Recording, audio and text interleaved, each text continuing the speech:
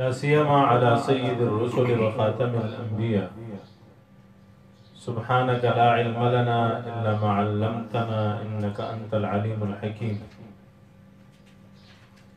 أما بعد فأعوذ بالله السميع العليم من الشيطان الرجيم. بسم الله الرحمن الرحيم.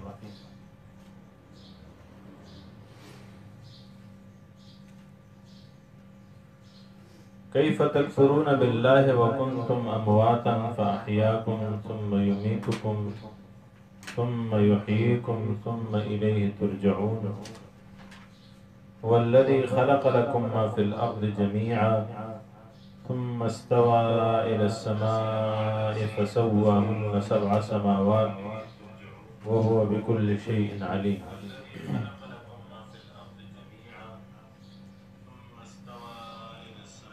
یہاں پہ پچھلی آیت میں الذين ينقضون عهد الله من بعد ميثاقه ويقطعون ما أمر الله به أن يوصل ويفسدون في الأرض أولئك هم الخاسرون. وہاں پہ نقض عہد کا تذکرہ ہوا.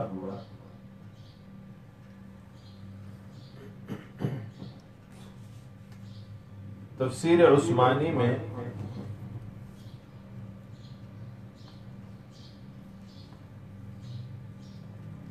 مولانا شبیر احمد عثمانی رحمۃ اللہ علیہ نے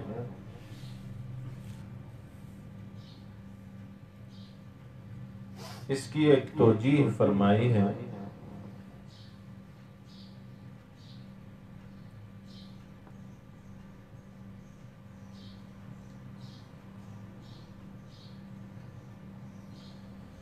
فرمایا فاسقین کون؟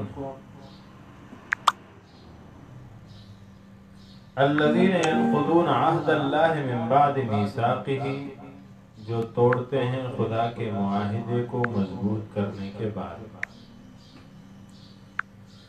وَيَقْطَعُونَ، اور قطع کرتے ہیں ما امر اللہ بہ ان یوصل، اس چیز کو جس کو اللہ نے فرمایا ملانے کو. شیخ الہند صاحب کا ترجمہ ہے. وَيُفْسِدُونَ فِي الْأَرْضِ، اور فساد کرتے ہیں ملک میں. اولئک هم الخاسرون، یہی لوگ نقصانی ہیں، وہی ہیں ٹوٹے والے. شیخ الہند صاحب نے معنی کیا خاسرون کا ٹوٹے والے یعنی نقصان والے.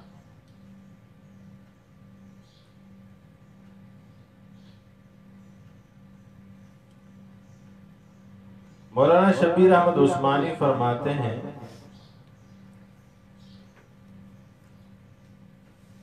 کہ ينقضون عہد اللہ من بعد میثاقہ ويقطعون ما امر اللہ بہ ان یوصل،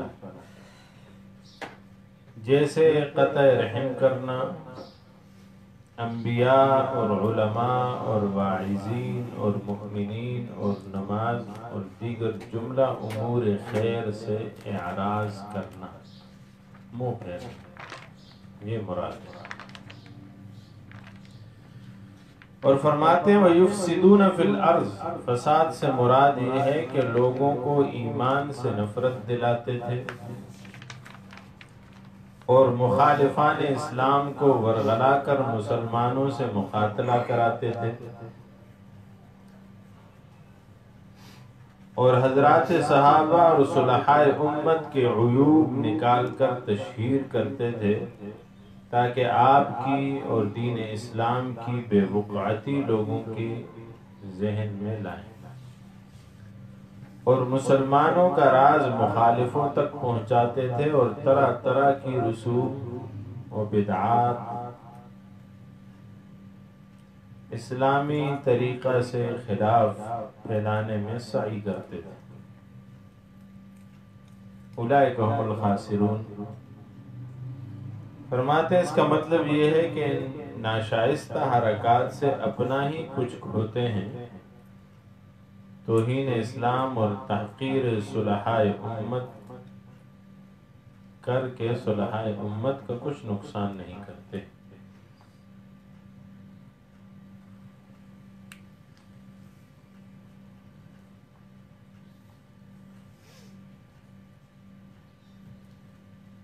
فرمایا کیف تکفرون باللہ،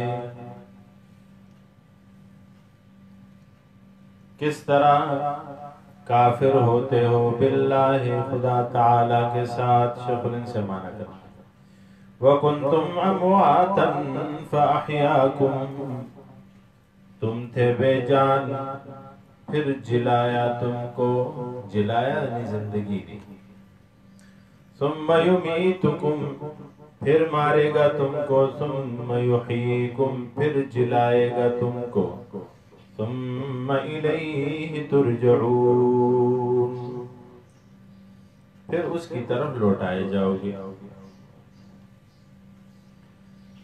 فرماتے ہیں مولانا عثمانی،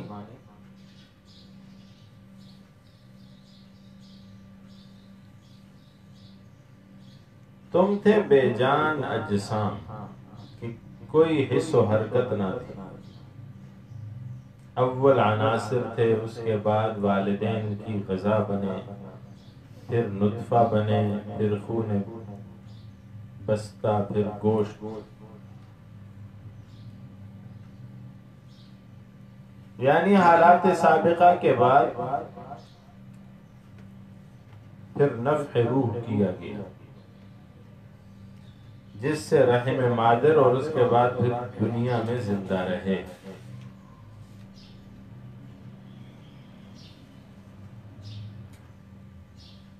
ثم یمیتکم سے مراد پھر جب دنیا میں مرنے کا وقت آئے گا، اور ثم الیہ ترجعون سے مراد یعنی قیامت کو زندہ کیے جاؤ گے حساب لینے کے واسطے۔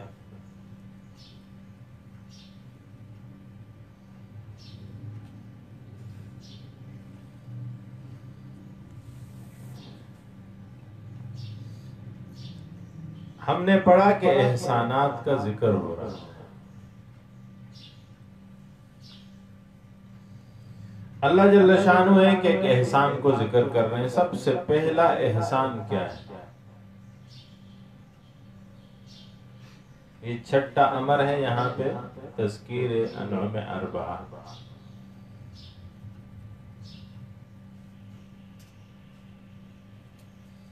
کنتم امواتا فاحیاکم، تم نیز تھے تمہیں ہست کیا، یعنی تمہارا سرے سے وجود ہی نہیں تھا، اللہ جل شانہ نے تم کو وجود عطا کیا۔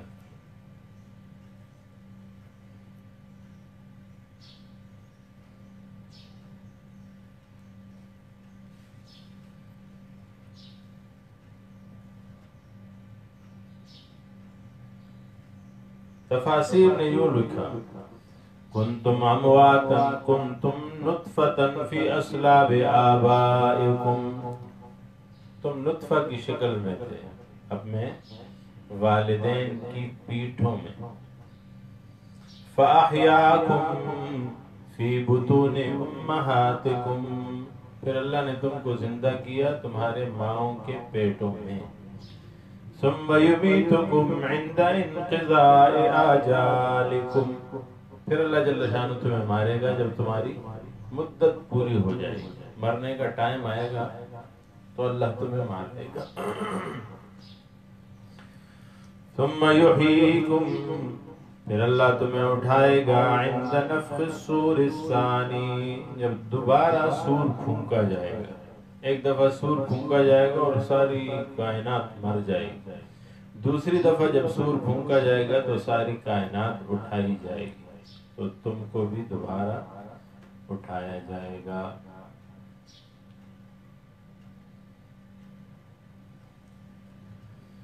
گویا اللہ جل شانہ نے احسان عظیم کو ذکر کیا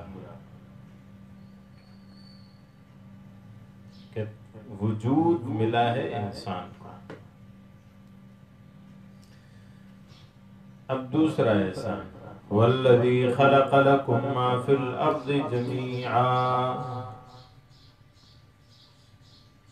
پہلے فرمایا تمہیں پیدا کیا، اب کہہ رہے ہیں کائنات میں جو کچھ بنایا تمہارے لیے بنایا۔ هو الذی الہ العالمین، وہ ذات ہے خلق لکم، جس نے بنایا تمہارے لیے ما فی الارض، جو کچھ ہے زمین میں، جمیعا تمام کا تمام، ثم استوى الى السماء، پھر اللہ متوجہ ہوئے آسمان کی طرف، استوا بمانا قصد، اللہ جل شانہ نے قصد کیا، ارادہ کیا، الى السماء، آسمان کی طرف، فسواہن سبع سماوات، اللہ جل شانہ نے بنا دیے 7 آسمان، سوا بمانا عدل اور خلق دونوں کے آتا ہے، فسواہن بنا دیے 7 سماوات 7 آسمان، وہو بکل شیء علیم، اللہ جل شانہ ہر چیز پر علم رکھنے والا ہے، خالق کا معنی ہے بنانے والا، دیکھیں بڑی تفصیل سے اللہ جل شانہ نے خالق کے معنی کو ذکر کیا ہے، دیکھیں سورہ انعام آیت نمبر 1،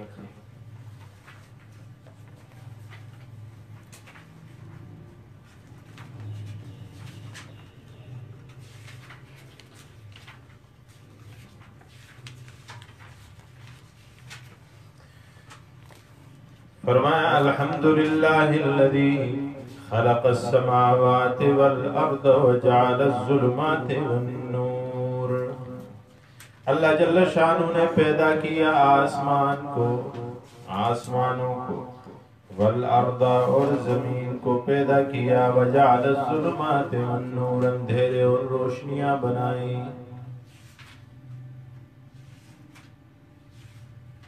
آگے دیکھیے یہی صورت ہے آیت نمبر 73، سورہ انعام آیت نمبر 73،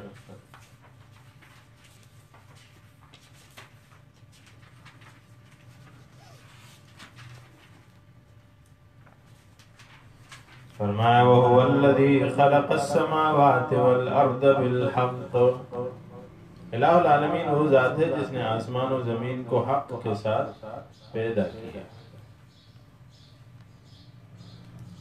بالحق، علماء فرماتے ہیں با معنی لام کے، للحق معنی کیا ہوگا، هو الذي خلق السماوات والارض للحق، لإظہار الحق، حق کے اظہار کے لیے اللہ جل شانہ نے بنایا، آگے دیکھیے یہی صورت آیت نمبر 101 میں پھر تخلیق کا ذکر ہوا، سورہ انعام آیت نمبر 101،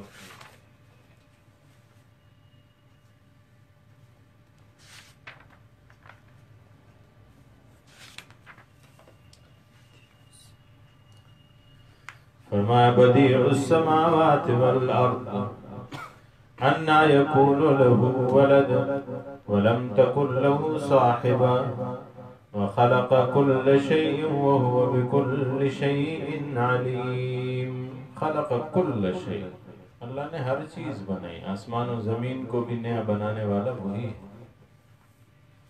دیکھیں سورہ انبیاء آیت نمبر 33،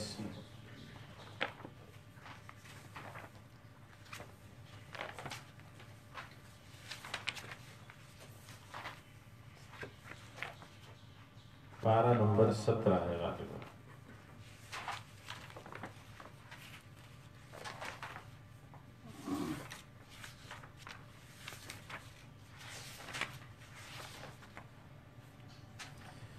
فرماتے ہیں وَهُوَ الَّذِي خَلَقَ اللَّيْلَ وَالنَّهَارَ وَالشَّمْسَ وَالْقَمَرَ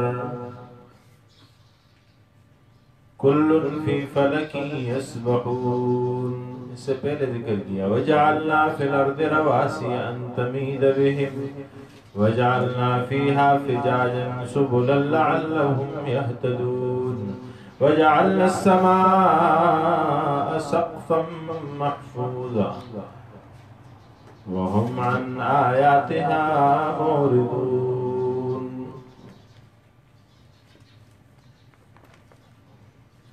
دیکھیے سورہ مومنون آیت نمبر 12، 18ویں پارے میں سورہ مومنون۔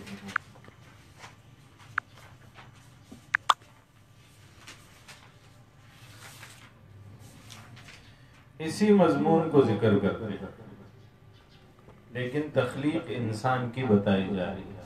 تخلیق کہ ہر چیز کو اللہ نے پیدا کیا، آسمانوں کو پیدا کیا، زمینوں کو پیدا کیا، اب انسان کا ذکر ہے۔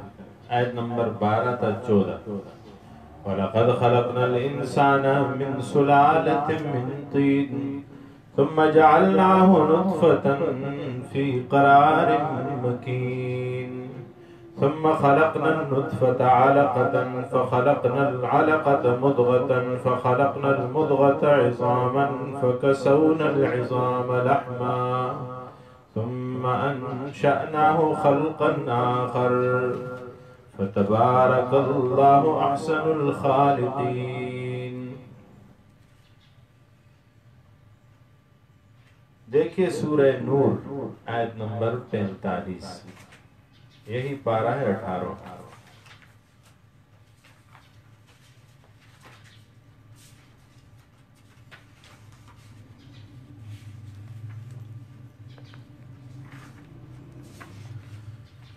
فرمایا واللہ خلق کل دابۃ من ماء، اللہ نے ہر رینگنے والی چیز کو پانی سے بنایا۔ فمنہم من یمشی علی بطنہ، بعض ایسے ہیں جو پیٹ پہ چلتے ہیں۔ وَمِنْهُمْ مَنْ يَمْشِي عَلَىٰ رِجْلَيْنِ، بعض ایسے ہیں جو 2 پاؤں پہ چلتے ہیں انسان۔ وَمِنْهُمْ مَنْ يَمْشِي عَلَىٰ 4، بعض ایسے ہیں جو 4 قدموں پہ چلتے ہیں جیسے حیوان۔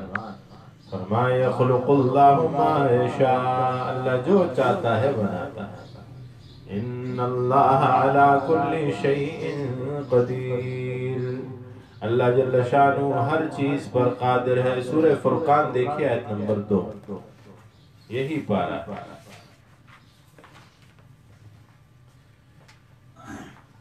فرمایا تبارک الذی نزل الفرقان علی عبدہ لیکون للعالمین نذیرا الذی لہ ملک السماوات والارض ولم يتخذ ولدا ولم يكن له شريك في الملك وخلق كل شيء فقدره تقديرا، اللہ نے ہر چیز کو بنایا۔ ساتھ میں اللہ جل شانہ نے ایک پیغام بھی دیا، دیکھیں ساتھ والی آیت، انہوں نے کن کو خدا بنایا؟ فرمایا وَاتَّخَذُوا مِن دُونِهِ آلِهَةً، انہوں نے اللہ کے ماں سوا کسی اور کو خدا بنا دیا۔ لَا يَخْلُقُونَ شَيْئًا وَهُمْ يُخْلَقُونَ، انہوں نے تو کسی چیز کو نہیں بنایا بلکہ وہ تو خود بنائے گئے ہیں۔ یہ جو بت ہیں، جو صنم خانوں میں بت خانوں میں پڑے ہوئے ہوتے ہیں، اسے کون بناتا ہے؟ یہ لوگ خود بناتے ہیں، پھر اس کی عبادت کرتے ہیں۔ سیدنا ابراہیم علیہ السلام کے واقعے میں ایک چیز آتی ہے کہ ابراہیم علیہ السلام لوگوں کو بت پرستی سے منع کرتے تھے۔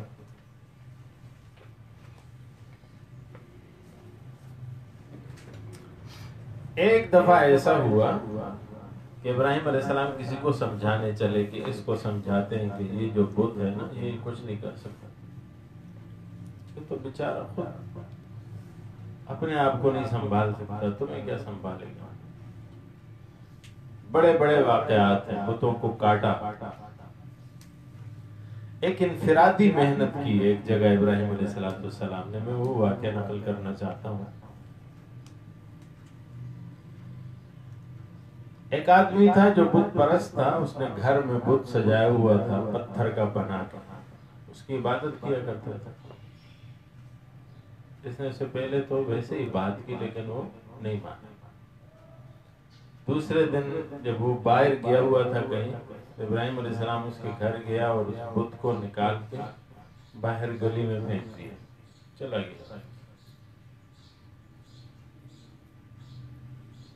وہ آیا تو اس نے بت کو اٹھایا، سینے سے لگایا، بوسے لیے، معافی مانگی کہ تو میرے گھر سے باہر کیوں آ گیا،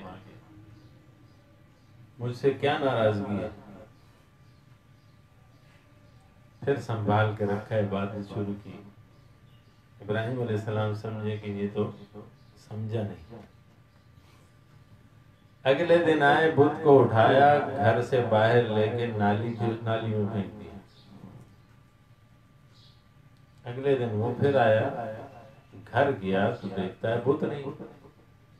نے کہا یہ کل بھی دروازے میں رستے میں نکل آیا تھا، کہیں باہر نکل گیا ہو۔ سادہ آدمی تھا تو باہر نکلا، اور باہر نکل کے ڈھونڈنے لگا، نہیں ملا۔ ادھر آس پاس دیکھا تو نالی میں پڑا ہوا مل، لے آیا، صابن سے شیمپو سے اسے صاف کر کے دھو تھا کے سکھا کے خوشبو لگا کے پھر رکھ دیا، پھر عبادت شروع کر۔ ابراہیم علیہ السلام نے دیکھا کہ ان لگا یہ پھر بھی نہیں سمجھا، پھر آیا اور اٹھا کے بت کو لے گیا، اور دور کہیں ڈھیر تھا گندگی کا، اس میں پھینک دیا۔ یہ دیکھنے آیا گھر واپس، دیکھتا ہے خدا پھر نہیں، پھر ڈھونڈنے لگا خدا۔ باہر گیا، گلی میں نالیوں میں ڈھونڈتا پھر رہا ہے کہ میرا خدا کل بھی نالی میں پڑا ہوا تھا۔ باہر گیا، چلتا چلتا چلتا چلتا ڈھیر پہ پہنچ گیا۔ وہ گندگی میں لتھڑا ہوا تھا، نکال کے لایا، اسے معافیاں مانگتا ہے کہ خدا تو مجھ سے کیوں ناراض ہو گیا، میرا گھر چھوڑ کے نکل جاتا ہے۔ سادہ لوگوں کو وہ اس طرح لگاتے ہیں۔ پہلے یہ کام شیطان نے کیا، شیطان نے لوگوں کو بت پرستی پہ لگایا، تاریخ ہے اس کی پوری۔ خیر یہ سمجھا نہیں، پھر لے آیا، صاف ستھرا کر کے رو رہا ہے اس کے سامنے، گڑ گڑا رہا ہے، عبادتیں کر رہا ہے، سجدے دے رہا ہے۔ اگلے دن ابراہیم علیہ السلام نے کہا اس کا پورا کام کرتا ہوں۔ لے گیا اور ایک غیر آباد کنواں تھا اور بہت گہرا تھا، اس میں پھینک۔ یہ آیا، دیکھتا ہے، پھر گھر میں خدا نہیں، پھر کبھی گلیوں میں نالیوں میں گندگی کے ڈھیروں پہ پھر رہا ہے، پتہ نہیں خدا کہاں چلا۔ چلتا چلاتا آیا، پتہ چلا کہ کنویں میں پڑا۔ اب اوپر سے اسے آواز دے رہا ہے کہ میرے خدا جب تو گلی میں گیا تو میرے بس کی بات تھی، میں تمہیں لے آیا۔ تو نالی میں اترا، میرے بس کی بات تھی، میں نے تجھے نکال دیا۔ تو ڈھیر پہ چلا گیا، میرے بس کی بات تھی، میں نے تمہیں وہاں سے واپس لے آیا۔ لیکن کنویں میں اترنا میرے بس کی بات نہیں ہے، تو خود ہی نکلا۔ ابراہیم علیہ السلام کو موقع ملا، اس نے سمجھایا یہ نہیں نکل سکتا، یہ جب کنویں سے خود نہیں نکل سکتا، کسی دن تم کنویں میں پھنس جاؤ گے، اسے بلاؤ گے، تمہیں کیسے بچائے گا؟ اس کو بلاؤ جو ہر کام کر سکتا ہے۔ ہاں جی، دیکھیے سورہ لقمان آیت نمبر 10 میں،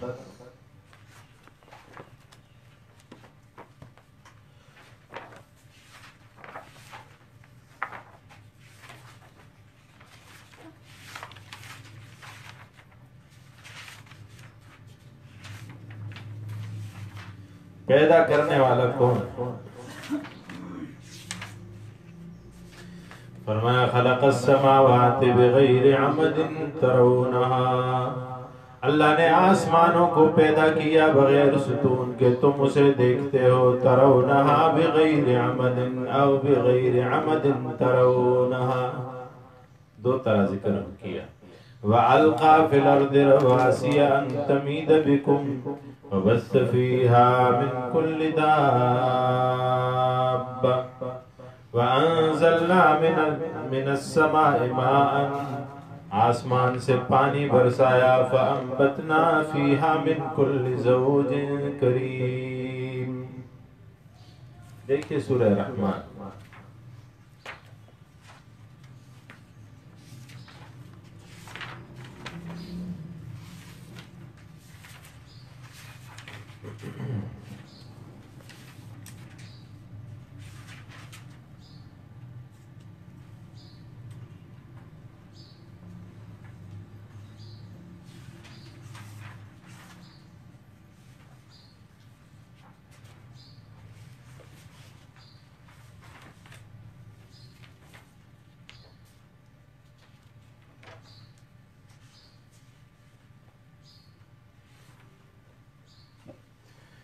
آیت نمبر 14 خلق الانسان من صلصال کالفخار وخلق الجان من مارج من نار. انسان تو انسان، جنات کو بھی اللہ نے بنایا. تو ہر چیز کو تخلیق کیا اللہ نے. اللہ خالق دو جہاں ہے، اللہ ہی مالک دو جہاں ہے. دونوں جہانوں کا مالک بھی ہوئی ہے. دیکھیے سورہ آل عمران ایک آیت میں، آیت نمبر 26. یہ بھی بتایا کہ مالک بھی میں ہی ہوں.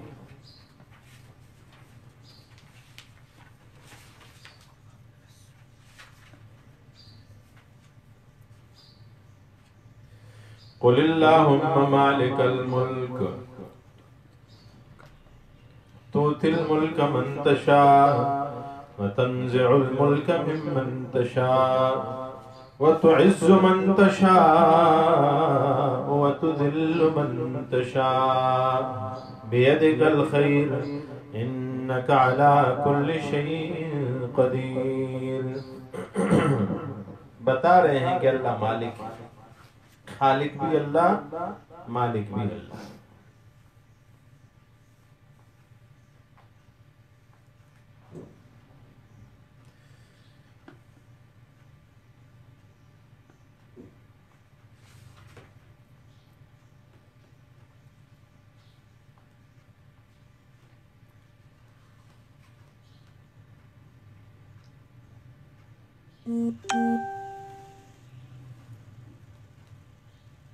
علماء یہاں پہ دو مباحث بیان کرتے ہیں.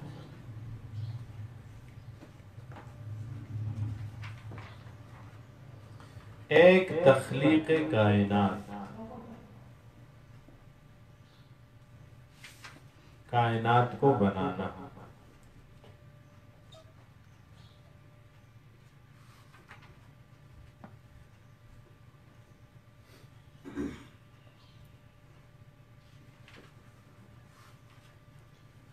هو الذی خلق لکم، مولا جیون رحمت اللہ علیہ فرماتے ہیں لام انتفاع کے لیے. هو الذی خلق لنفعکم، وہ ذات جس نے تمہارے نفع کے لیے بنایا زمین کو. جو کچھ زمین میں ہے انہیں.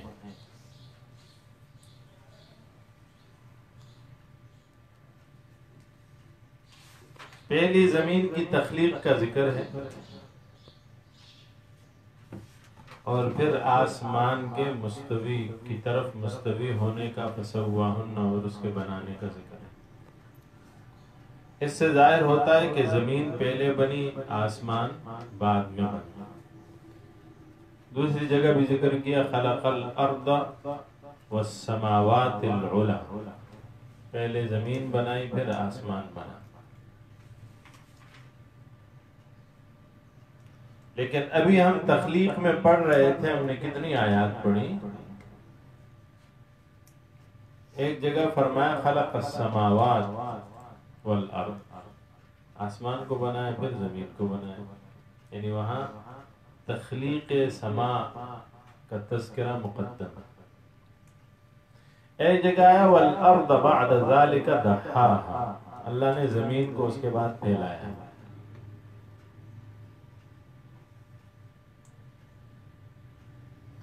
پہلے آسمان کا ذکر کیا اور فرمایا زمین کو اس کے بعد پھیلایا. مشکلات القرآن میں اسے ذکر کیا گیا ہے کہ مختلف مقامات پہ اس کے لیے مختلف عبارتیں موجود ہیں. کہیں آسمان کا ذکر مقدم ہے تو کہیں زمین کا ذکر مقدم ہے. حقیقت کیا ہے؟ فرمایا حقیقت یہ ہے کہ زمین پہلے بنی ہے، آسمان بعد میں بنا ہے، لیکن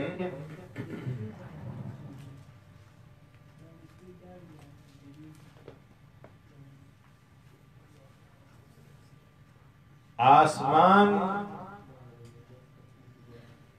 اور زمین کی تخلیق میں تخلیق ارض مقدم ہے تخلیق سما، خلقت ارض مقدم ہے خلقت سما، یعنی زمین پہلے بنی ہے، آسمان بعد میں بنا ہے۔ جہاں پہ ذکر ہے وَالْأَرْضَ بَعْدَ ذَلِكَ دَحَاهَا، تو وہاں پہ دحوت ارض، زمین کا پھیلانا مراد ہے۔ بنانا اور پھیلانا یہ دونوں الگ الگ چیزیں ہیں۔ اللہ نے زمین کو پہلے بنایا، پھیلایا نہیں، پہلے زمین کو بنایا پھر آسمان کو بنایا، پھر اس کے بعد زمین کو پھیلایا، تو اسے الگ سے ذکر کیا، تو کوئی تعارض نہیں ہے آیات میں۔ البتہ تخلیق عالم کے لیے مختلف اقوال ہیں۔ مولانا عبدالحق محدث دہلوی رحمت اللہ علیہ اسے ذکر کرتے ہیں، کافی تفصیل ہے اس میں، لیکن اسے مختصر الفاظ میں پیش کرنے کی کوشش کرتے ہیں۔ اس سے بہت سی چیزیں آپ کے سامنے آئیں گی کہ لوگ کیا کہتے ہیں، آسمان و زمین کیسے بنے اور قرآن نے اس کا کیسا نقشہ کھینچا۔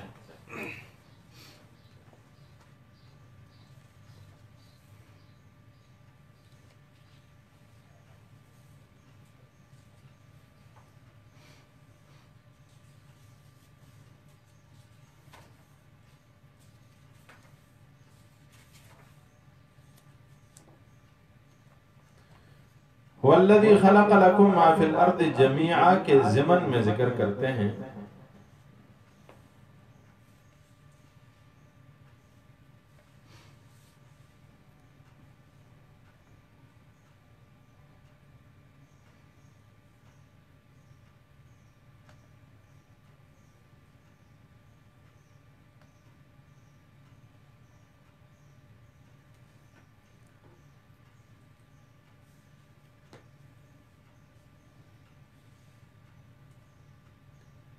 تورات کا ذکر کرتے ہوئے کہتے ہیں کہ تورات اول کے پہلے باب میں یہ لکھا ہے کہ ابتدا میں خدا نے آسمان و زمین کو پیدا کیا، اور خدا نے فضا کو آسمان کہا اور خدا نے خشکی کو زمین کہا۔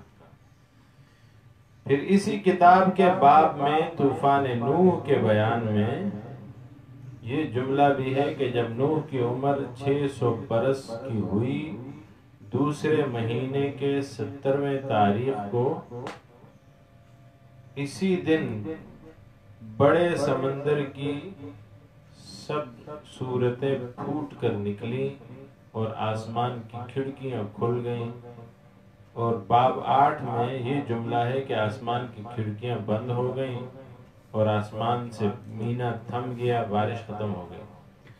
پھر اسی کتاب کے باب 19 میں قوم لوط کی نسبت یہ ہے، تب خداوند نے سدوم اور عمورہ پر گندک اور آگ خداوند کی طرف سے آسمان پر سے برسائی۔ انجیل متی کے 3 باب میں ہے کہ جب حضرت عیسیٰ علیہ السلام یحییٰ علیہ السلام کے ہاتھ سے استباق یعنی دریا میں غوطہ لگا کر باہر آئے تو ان کے لیے آسمان کھل گیا۔ انجیل لوقا کے باب 18 میں یہ جملہ ہے، پر اس محصول لینے دور سے کھڑا ہو کر اتنا بھی نہ چاہا کہ آسمان کی طرف آنکھ اٹھائے، بلکہ چھاتی پیٹتا اور کہتا تھا کہ اے خدا مجھ گناہگار پر رحم کر۔ اور مکاشفات یوحنا کے 8 باب اور دیگر ابواب سے صاف آسمان پر ستاروں کا ہونا اور ان کے دروازے کھلنا اور وہاں سے آواز آنا وغیرہ، یہ سب باتیں مذکور ہیں کہ جو قرآن و حدیث کے مطابق ہیں۔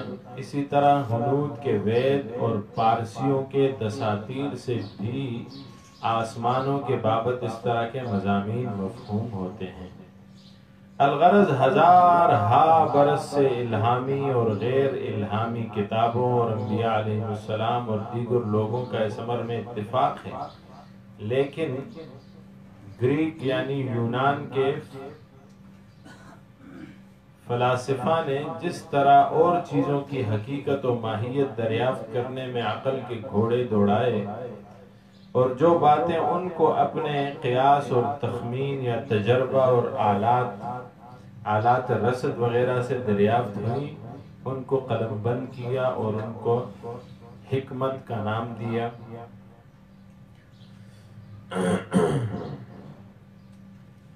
اور اس کی شاخیں کیا ہیں؟ علم ہیئت، علم طبیعیات، علم الہیات وغیرہ، جس پر بہت سے کوتاہ بینوں کو ناز ہے، مگر آسمانوں کی تحقیق میں ان کے دو فریق ہو گئے، دو قسم کے اقوال ہیں۔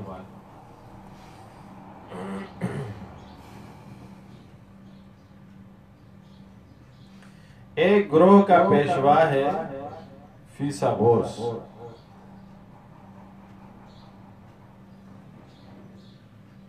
وہ کہتے ہیں کہ آسمانوں کا وجود نہیں، یہ ستارے بذات خود قائم ہیں، کسی چیز میں جڑے ہوئے نہیں۔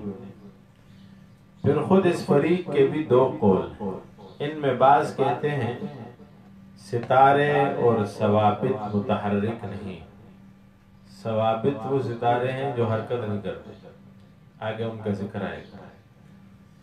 وہ فرماتے ہیں کہ ستارے اور ثوابت متحرک نہیں، زمین حرکت کرتی ہے، اس کی وجہ سے یہ چیزیں حرکت کرتی ہوئی دکھائی دیتی ہیں۔ جس طرح ریل گاڑی میں درخت اور پتھر حرکت کرتے معلوم ہوتے ہیں، حالانکہ ریل گاڑی میں بیٹھا ہوا آدمی اور ریل گاڑی چل رہے ہوتے ہیں، درخت کھڑے ہوتے ہیں۔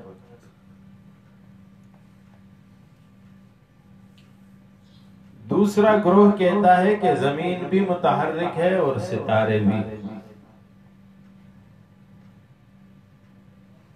آفتاب کو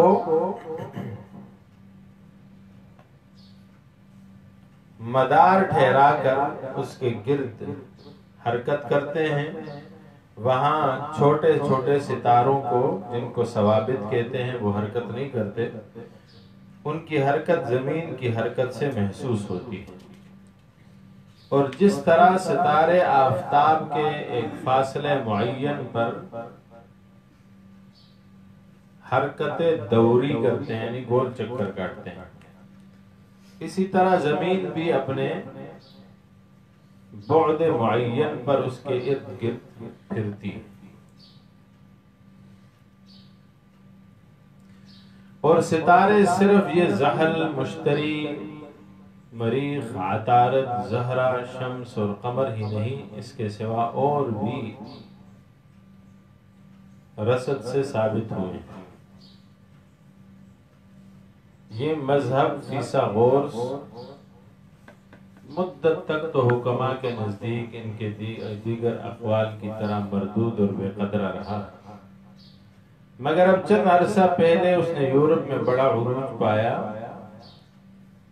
اور یورپ کے بڑے بڑے محقق اسی کے مقلد ہو کر انہی کی باتوں کو الہامی اور لوح محفوظ کی باتیں سمجھنے لگے، بلکہ اپنی تحقیقات سے اس پر اور کچھ بڑھایا اور چاند اور سیاروں میں پہاڑ اور دیگر اجرام عنصری بلکہ حیوانات کے وجود کے بھی بعض لوگ قائل ہو گئے اور بہت سی عجیب و غریب باتیں پیدا کی، آج کے دور میں ہو رہی۔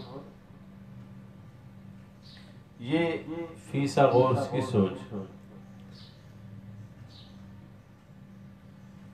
دوسرا گروہ جو ہے حکماء کا، اس کا سربراہ ہے حکیم بطلیموس۔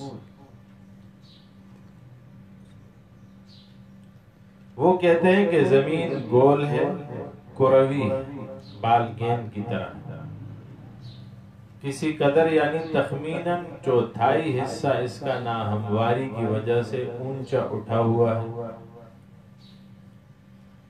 باقی اس کے گرد پانی لپٹا ہوا ہے جس کو سمندر کہتے ہیں، پانی کے ارد گرد کرۂ ہوا لپٹا ہوا ہے، اور اس کے اوپر آگ کوسوں تک ہر طرف پھیلی ہوئی ہے۔ یہ 4 قرہ عناصر کے ہوئے۔ اب یہ جس قدر زمین پانی سے اوپر اٹھی ہوئی ہے، اس پر سب لوگ بستے ہیں۔ ان 4 قروں کے طرف پہلا آسمان، یعنی وہ کہتے ہیں کہ زمین یوں گول ہے، اس کے اوپر ایک قرہ یوں جو پانی کا ہے، پانی نے زمین کو گھیر رکھا ہے۔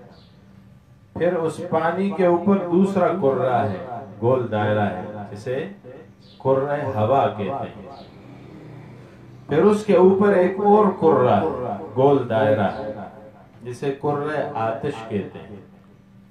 پھر اس کے اوپر فلک ہے، پہلا آسمان، جسے فلک قمر کہتے ہیں، چاند کا آسمان۔ اس کے اوپر دوسرا فلک ہے جسے عطارد کہتے ہیں، تیسرا ہے جسے زہرہ کہتے ہیں، اس کے اوپر چوتھا ہے جسے شمس کہتے ہیں۔ اس سے معروف بھی ہے کہ آسمان، سورج جو ہے چوتھے آسمان میں۔ پھر اسے کہتے ہیں کہ 5ویں پہ فلک مریخ ہے، 6 پہ فلک مشتری ہے، 7ویں پہ فلک زحل ہے، 8ویں پہ فلک ثوابت۔ اس میں وہ ستارے ہیں جو کھڑے ہیں، چل نہیں رہے، اور اس سے اوپر پھر فلک الافلاک۔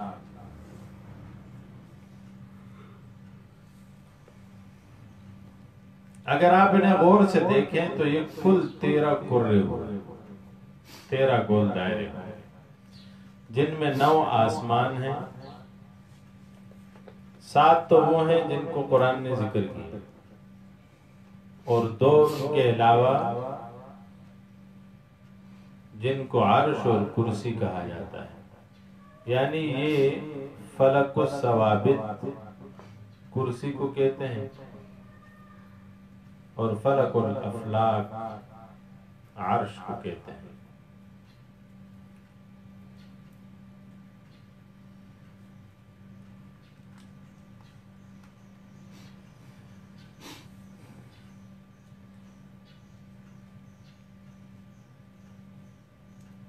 انہوں نے جو چیزیں ذکر کی ہیں کہ آسمان و زمین پیدا ہوئے، مخلوقات پیدا ہوئے، خلائق پیدا ہوئے وغیرہ، ان چیزوں کا اتفاق تو ہے، بنی آدم اس کے قائل ہے، اور یہ علم فطری ہے۔ بطلیموس یا فیثاغوث نہیں تھے تب بھی لوگ یہ باتیں کرتے تھے۔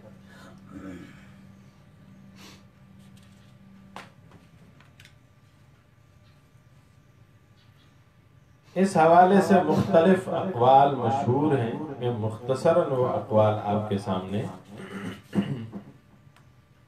رکھ کے بات کو اپنی آیت پہ واپس لے کے آؤں گا۔ ایک قول یہ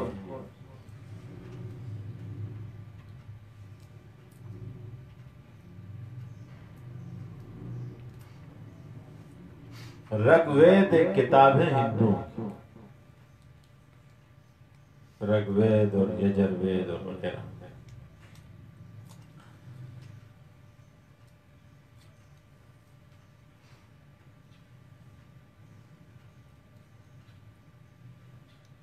کہ شروع میں یہ سنسار کہتے ہیں عالم کو، شروع میں یہ سنسار صرف آتما تھا، یعنی روح تھا، آتما روح کو کہتے ہیں، اور کچھ نہ تھا۔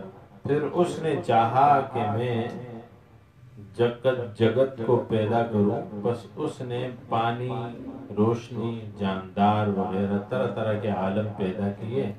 پھر خیال کیا کہ ان کا نگہبان پیدا کروں، تب اس نے ایک پرش مانا ایک شخص کو پانی سے نکالا، اور اس میں غور سے نگاہ کی تو اس کا منہ انڈے کی طرح کھل گیا،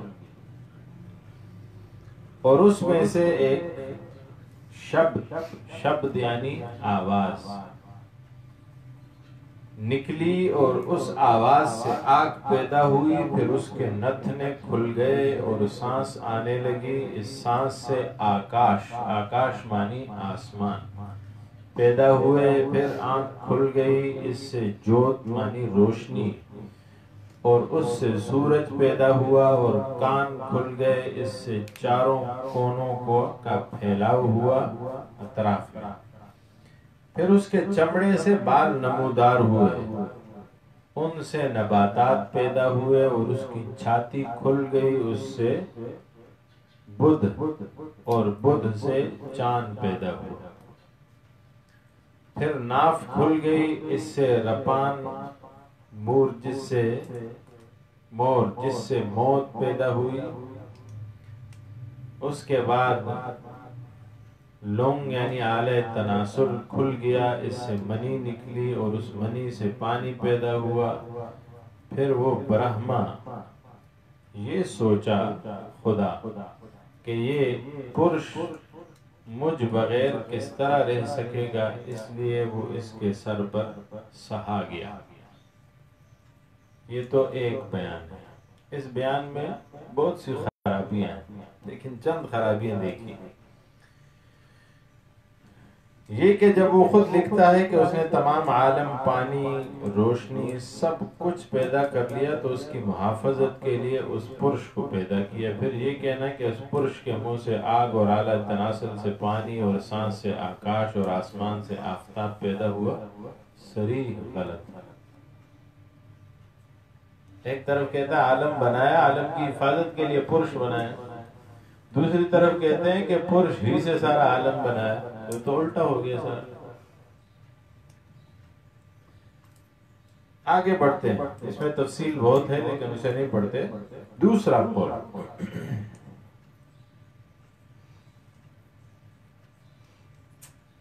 برہما دیوت پر اس کے برہم کھنڈ سے یہ معلوم ہوتا ہے کہ کرشن سرشت کرتار یعنی خالق، اور اس کے دائیں طرف وشنو اور بائیں طرف شیو اور ناو سے برہما پیدا ہوا، اور ان تینوں نے اس کی پوجا کی۔ یہ قول اول، یہ قول پہلے قول کے اقوال کے صریح برخلاف ہے، دو قول ہو گئے۔ تیسرا قول، بھاگوت اور شیو پران میں لکھا ہے کہ وشن کے ناو سے کمل کا پھول نکلا، اس سے برہما پیدا ہوا جس نے وشن سے جھگڑا کیا۔ چوتھا قول، متیا پران میں لکھا ہے کہ برہما سے شیو پیدا ہوا، پھر مہا دیویا اول اور دوم اور سوم سب کے مخالف ہے یہ قول۔ پانچواں قول، لنگ پران میں لکھا ہے کہ شیو برہمان سے نکلا اور صورت پکڑ کے اپنے بائیں طرف سے وشن اور لکشمی کو، اور دائیں طرف سے برہما اور سرستی کو پیدا کیا۔ یہ پہلے قول سے بالکل مخالف ہے۔ چھٹا قول، ویدانت اور سانگ سار اور دیگر پرانوں سے ثابت ہے کہ سرشت کے وقت برہما سے بدھا اور بدھا سے آہنکار اور آہنکار سے آکاش اور آکاش سے اگن اور اگن سے جل اور جل سے پرتھوی، اور اس سے سب چیزیں پیدا ہوئی۔ یہ کوئی نیا قول ہے۔ ساتواں قول، یجروید میں لکھا ہے کہ دراج پرش سے سرشت ہوئی، اور اس طرح کہ اس نے مرد و عورت کی شکل ایک شخص کو پیدا کیا، پھر وہ دو شخص ایک مرد ایک عورت بن گئے، اور جورو اور خصم بن گئے یعنی خاون بیوی، اور عورت مد سے شرما کر گائے بن گئی تو مرد بیل بن گیا، اس سے بیل اور گائے کی نسل جاری ہوئی، پھر وہ گھوڑی اور یہ گھوڑا بن گیا، پھر وہ گدھی اور یہ گدھا بن گیا، پھر وہ کتیا اور یہ کتا بن گیا، اس طرح نسل کائنات بنی۔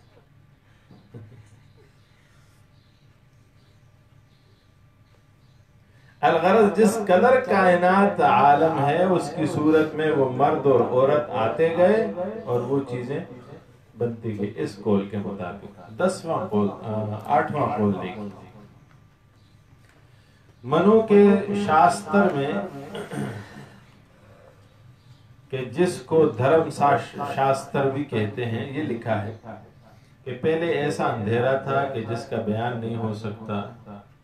تب ایشور نے پرتھوی ظاہر کرنے کے لیے مہا تت اور بھوت وغیرہ کی صورت میں ظہور کیا. تب برہما نے خلقت کو پیدا کرنے کا ارادہ کر کے اول جل کہتے ہیں پانی کو پانی پیدا کیا اور اسی جل میں اپنی منی ڈالی جس سے سونے کا چمکتا ہوا انڈا پیدا ہوا.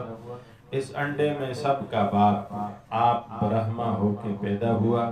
پھر کئی برس تک برہما اس انڈے کے خیال میں رہا.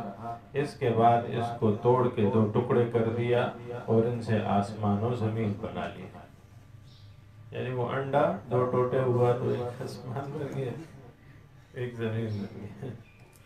9واں قول کرم پران میں لکھا ہے کہ نارائن دیو جو ہوں سو سرش کے پہلے تھا پر میرے رہنے کو استھان مانا جگہ نہ تھی. تب ادے ہو کر شیش ناگ کو پلنگ پر بنا کر آرام کیا. اس کے پیچھے میری مہربانی سے جولکی برہما پیدا ہوا جو تمام دنیا کا دادا ہے.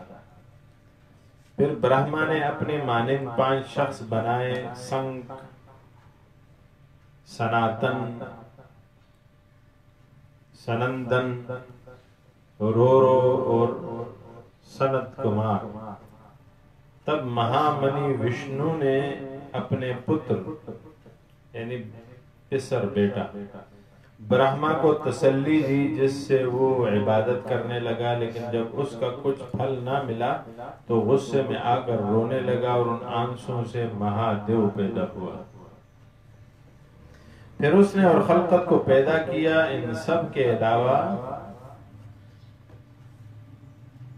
بیارانتی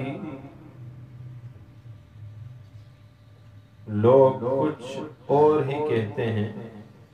ان سے بڑھ کر یہ اقوال حیرت افزا ہیں. مارکنڈ اور سری مار بھاگوت میں لکھا ہے کہ کھاری پانی کا سمندر، ایک کے رس کا سمندر، شراب کا سمندر، گھی کا سمندر، دودھ کا سمندر، چھاچھ کا سمندر، میٹھے پانی کا سمندر، یہ 7 سمندر سمیر کے چاروں طرف بہتے ہیں.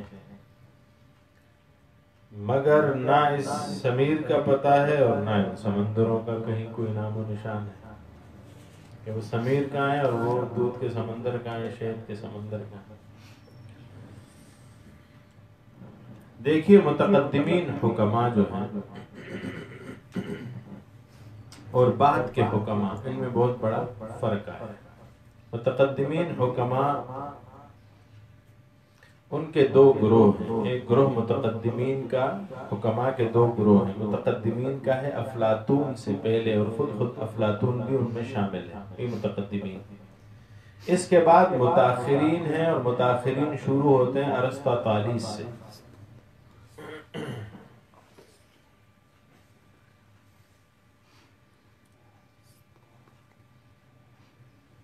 اور ارسطاطالیس کے جو معاصر ہیں یا اس کے بعد کے جو حکماء ہیں انہیں متاخرین حکماء کہا جاتا ہے.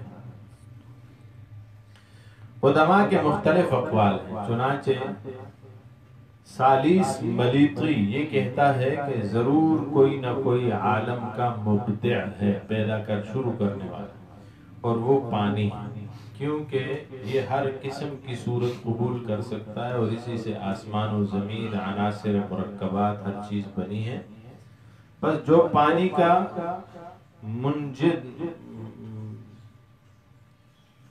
جو پانی کے منجمد ہو گیا یعنی جم گیا وہ زمین ہے، اور پانی کے تحلیل ہونے سے ہوا پیدا ہوئی ہے، اور تموج بحر اور جھاگ سے آگ بنی، پھر پانی اور آگ کے انجراد اور دھواں روحوں سے آسمان بنا اور ارضیات میں جو اشتعال پیدا واقع ہوا اس سے ستارے آفتاب ماہتاب بنے. بس اس لیے یہ آسمان پانی کے گردا گرد حرکت دوری کرتا ہے. گویا کہ مسبب اور عاشق اپنے معشوق پر قربان ہوتا ہے. حکیم ان کی ماس یہ بھی ملیتی ہے. یہ کہتا ہے کہ کل عالم کا پیدا کرنے والا خدا تعالی ہے. تفصیلات میں نہیں جاتے, آگے اور ہے. حکیم ان بزقلس یہ حضرت لقمان حکیم کے شاگرد ہیں. ان سے حکمت حاصل کر کے یونان میں آئے. یہ کہتے ہیں کہ تمام عالم کا پیدا کرنے والا خدا تعالی ہے. اس نے سب سے بیشتر ایک بسیط چیز کو یعنی عنصر کو پیدا کیا. یہ عنصر جو معلول اول ہے لیکن بالکل بسیط نہیں, اس لیے کہ یہ معلول عقلاً یا حساً مرکب ہوتا ہے. آگے چلیں, مگر افلاطون کے شاگرد ارسطاطالیس کا جب زمانہ آیا تو وہ جو کچھ ریاضیات مکاشفات تھے ان میں فرق آ گیا. پھر تو صرف تخمینی باتوں اور خیالی مقدمات سے مرکب دلیلوں پر حکمت کا دار و مدار رہ گیا. اس لیے اس گروہ کو مشائین کہا جانے لگا. اور چونکہ یہ ارسطو سکندر رومی کا وزیر تھا کہ جس نے ایران کو فتح کر کے ایشیائی ملکوں میں بھی اپنا نام پیدا کیا تھا, اس لیے ارسطو کے مذہب کی زیادہ شہرت ہوئی. اب قبل اس کے کہ ارسطو اور اس کے متبعین متاخرین کا مذہب اس باب میں بیان کروں, 2-4 مقدمات گوش گزار کرتا ہوں. حضرت کہہ رہے ہیں مولانا عبدالحق محدث دہلوی کہ جن پر اس مذہب کی بنیاد ہے. نمبر 1 یہ کہ ایک شخص سے کہ جو من کل الوجوہ واحد ہو, ایک ہو, جیسا کہ باری تعالی 2 چیز صادر نہیں ہو سکتی, کیونکہ اگر 2 صادر ہوں تو اس میں 2 جہت ثابت ہو جائیں اور ترکیب لازم آئے. دوسرا یہ کہ ستاروں کی مختلف حرکات سے 9 آسمان ثابت ہوتے ہیں. تیسرا یہ کہ ان آسمانوں کی حرکت دوری گول چکر والی حرکت قدیم ہے اور ان کے محرک نفوس فلکیہ ہیں کہ جن کو عقل و شعور ہے. چوتھا یہ کہ جو چیز حادث ہے یعنی معدوم ہو کر موجود ہو, ضرور ہے پہلے سے اس کے لیے مادہ ہو, ورنہ اس شے کی جو صفت امکان ہے کس کے ساتھ قائم ہوگی.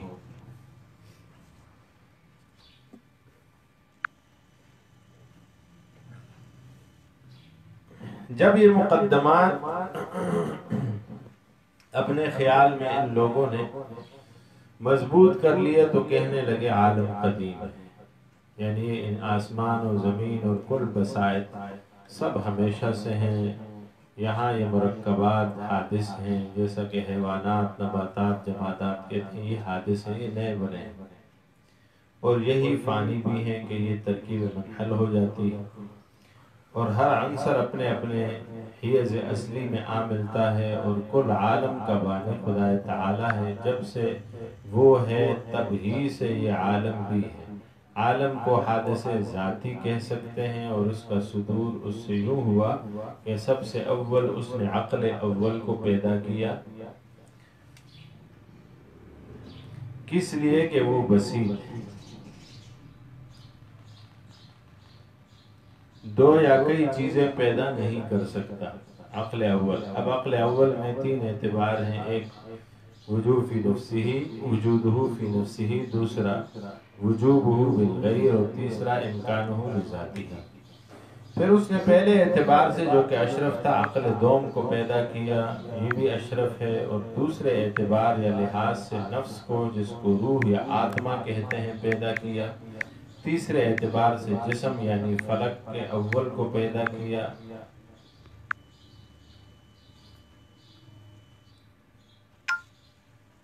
جس کو ہمارے ہاں وہاں جو پہلے حساب کیا نامہ آسمان کہتے ہیں, پھر فلک والافلاک بھی کہتے ہیں. پھر عقل دوم نے عقل سوم کو یعنی اس سے نچلے آسمان کو پیدا کیا, اور یوں ہر ایک نے اپنے نیچے ایک اور آسمان بنایا اور یوں ہی نظام بن گیا۔ تو میں نے جو سارے اقوال آپ کے سامنے رکھے، حکماء کے اندر کے اختلافات، پھر ہندوؤں کے جو اپنی کتابوں کے اقوال ہیں، کوئی نظام ان کا آپس میں بھی جڑتا نہیں۔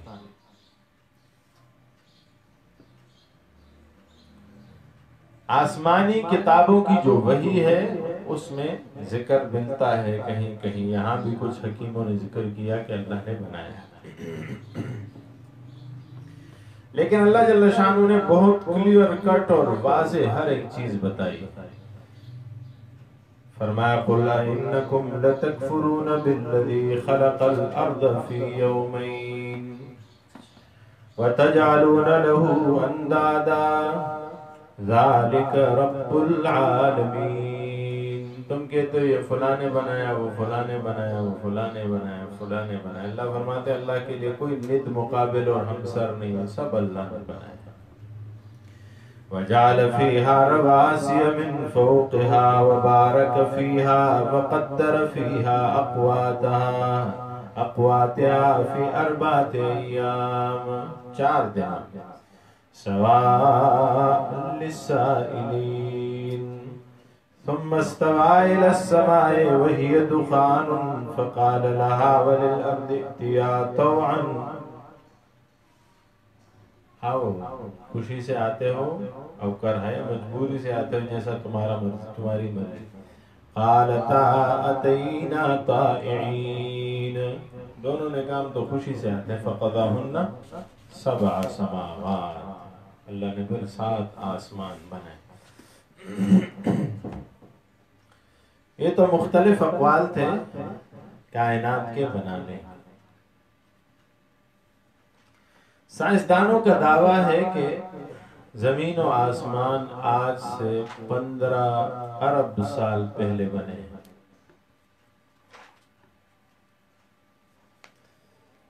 جبکہ آدم علیہ السلام کی پیدائش کے حوالے سے مذکور ہے کہ آدم علیہ السلام 10,000 سال پہلے پیدا ہوئے۔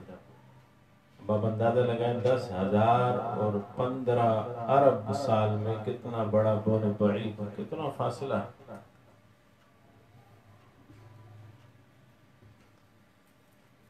ثم استوى إلى السماء، پھر اللہ جل شانہ نے قصد کیا آسمان کی طرف۔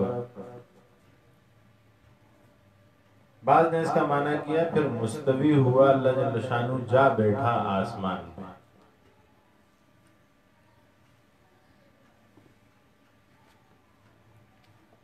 ثم استوى إلى السماء فسواهن 7 سماوات، اللہ جل شانہ نے قصد کیا، ارادہ کیا آسمان کا۔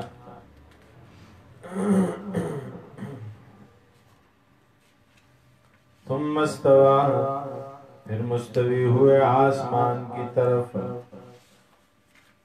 فسواهن 7 سماوات، اور اللہ جل شانہ نے 7 آسمان بنا ڈالے۔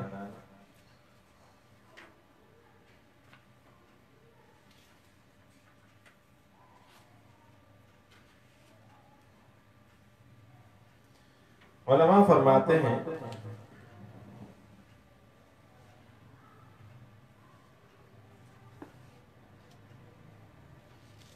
ثم استوى ثم للترتیب الاخبار لا لترتیب الامر فی نفسی۔ والاستواء کسے کہتے ہیں؟ قرطبی لکھتا ہے فی اللغة الارتفاع العلو على شیء، اوپر چلے گئے، زمین بنائی ثم استوى، اوپر چلے گئے، استوا سے قرآن میں ذکر ہے فَإِذَا اسْتَوَيْتَ أَنْتَ وَمَن مَّعَكَ عَلَى الْفُلْكِ، اوپر چڑھنا۔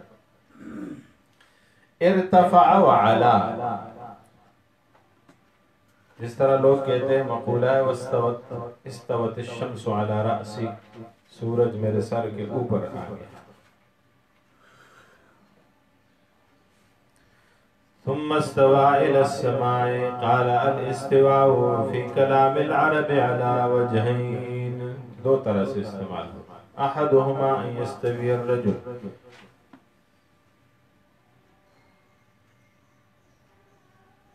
وينتهي شبابه وقوته.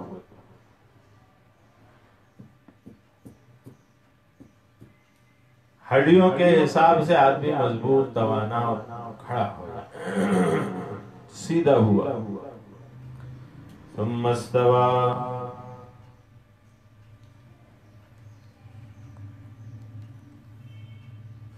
استوى بمعنى اقبل صحيح لان الاقبال هو القصد الى خلق السماء. اقبل صحيح رخ کیا اس طرف متوجہ ہوا اس طرف یہ معنی ہم نے کیا. یہاں پہ بعض نے اس مسئلے کو چھیڑا ہے. جلالین شریف کے حاشیے میں غالباً صفحہ 22 حاشیہ 6 میں لکھا ہے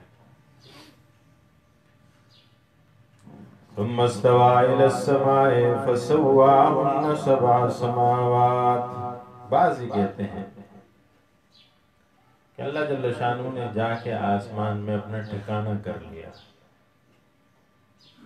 تو اللہ آسمانوں میں ہے اور اللہ کا مکان ہے اور اللہ وہاں رہتا ہے. کوئی یہ سمجھ لے کہ اللہ فلاں جگہ پہ جسم اللہ کا موجود ہے اللہ کی ذات فلاں جگہ پہ فلاں جگہ پہ ہے بقول ان کے وہ قول صحیح نہیں. ایک یہ قول ہے کہ اللہ کی ذات کہاں ہے اوپر.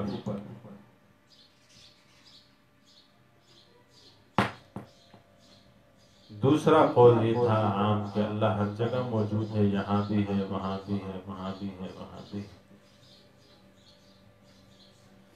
محشی نے وہاں لکھا ہوا ہے ائمہ اربعہ کا اس پہ اتفاق ہے کہ اللہ کی ذات اوپر ہر جگہ پہ موجود اللہ کا علم ہے ہر جگہ پہ موجود اللہ کی قدرت. اللہ کا علم بھی ہر جگہ موجود ہے اللہ کی قدرت بھی ہر جگہ موجود ہے. اب کوئی یہ کہے کہ ایک مسئلہ اور بھی ہے کہ اگر آپ کہیں کہ اللہ وہاں ہے تو کس چیز پر ہے کیا عرش پر ہے. تو اگر عرش پر ہے اور عرش کے ساتھ اللہ کا جسم لگا ہوا ہے تو اللہ کے لیے تو جسم ثابت ہو جائے گا جگہ ثابت ہوگی تو جسم ثابت ہو جائے گا. حالانکہ اہل سنت والجماعت کا یہ عقیدہ نہیں ہے. وہ ایک مستقل بہت بڑا مبحث ہے اس میں جائے بغیر میں ایک شعر سے اس مسئلے کو حل کرتا ہوں. فرمایا وَرَبُّ الْعَرْشِ فَوْقُ الْعَرْشِ لَكِنْ عرش کا رب عرش کے اوپر ہے لیکن بلا وسط التمکن واتصال. اللہ جل شانہ نے نہ عرش پر ٹیک لگایا ہوا ہے اور نہ عرش اللہ کا جسم جوڑا ہوا ہے. ایک مشہور عقیدہ ہے مقولہ ہے علماء کرام کہ نبی کریم صلی اللہ علیہ وآلہ وسلم کے روز اطہر قبر کی جو مٹی ہے وہ اللہ کے عرش سے افضل ہے. کیوں؟ اس وجہ سے کہ اس مٹی سے رسول اللہ کا جسم جڑا ہوا ہے لیکن عرش سے اللہ کا جسم جڑا ہوا نہیں ہے. وَرَبُّ الْعَرْشِ فَوْقَ الْعَرْشِ لَكِنْ بلا وسط التمکن واتصال ثم استوى الى السماء. پھر آسمان کی طرف متوجہ ہوا فسواہن 7 سماوات. اللہ نے بنا دیے 7 آسمان وهو بكل شيء علیم اللہ جل شانہ ہر چیز پر علم رکھنے والا ہے۔ وَإِذْ قَالَ رَبُّكَ لِلْمَلَائِكَةِ، اور جب کہا تمہارے رب نے فرشتوں کے لیے، انی جاعل فی الارض خلیفہ، میں بنانے والا ہوں، انی جاعل، انی خالق، انی جاعل، انی مسیر، میں بنانے والا ہوں، فی الارض زمین میں، خلیفۃ نائب۔ قالوا، فرشتوں نے کہا، اتجعل فیہا، کیا آپ بناتے ہیں اس میں، من وہ یفسد فیہا، جو اس میں فساد پھیلائے، ویسفک الدماء، اور خون بہائے، ونحن، اور ہم، نسبح بحمدک، تسبیح پڑھتے ہیں آپ کے حمد کے ساتھ، وَنُقَدِّسُ لَكَ، اور آپ کی بزرگی بیان کرتے ہیں۔ قَالَ إِنِّي أَعْلَمُ مَا لَا تَعْلَمُونَ، اللہ فرماتے ہیں کہ میں وہ جانتا ہوں جو تم اے فرشتوں نہیں جانتے۔ وَعَلَّمَ آدَمَ الْأَسْمَاءَ كُلَّهَا، اللہ جل شانہ نے سکھایا آدم علیہ السلام کو تمام چیزوں کے نام۔ ثم عرضهم على الملائکہ، پھر اللہ جل شانہ نے پیش کیا ان ناموں یا ان چیزوں کو فرشتوں پر۔ فقال، فرمایا، انبئونی باسماء هؤلاء ان کنتم صادقین، فرمایا بتاؤ ان چیزوں کے نام اگر تم سچے ہو اپنے دعوے میں۔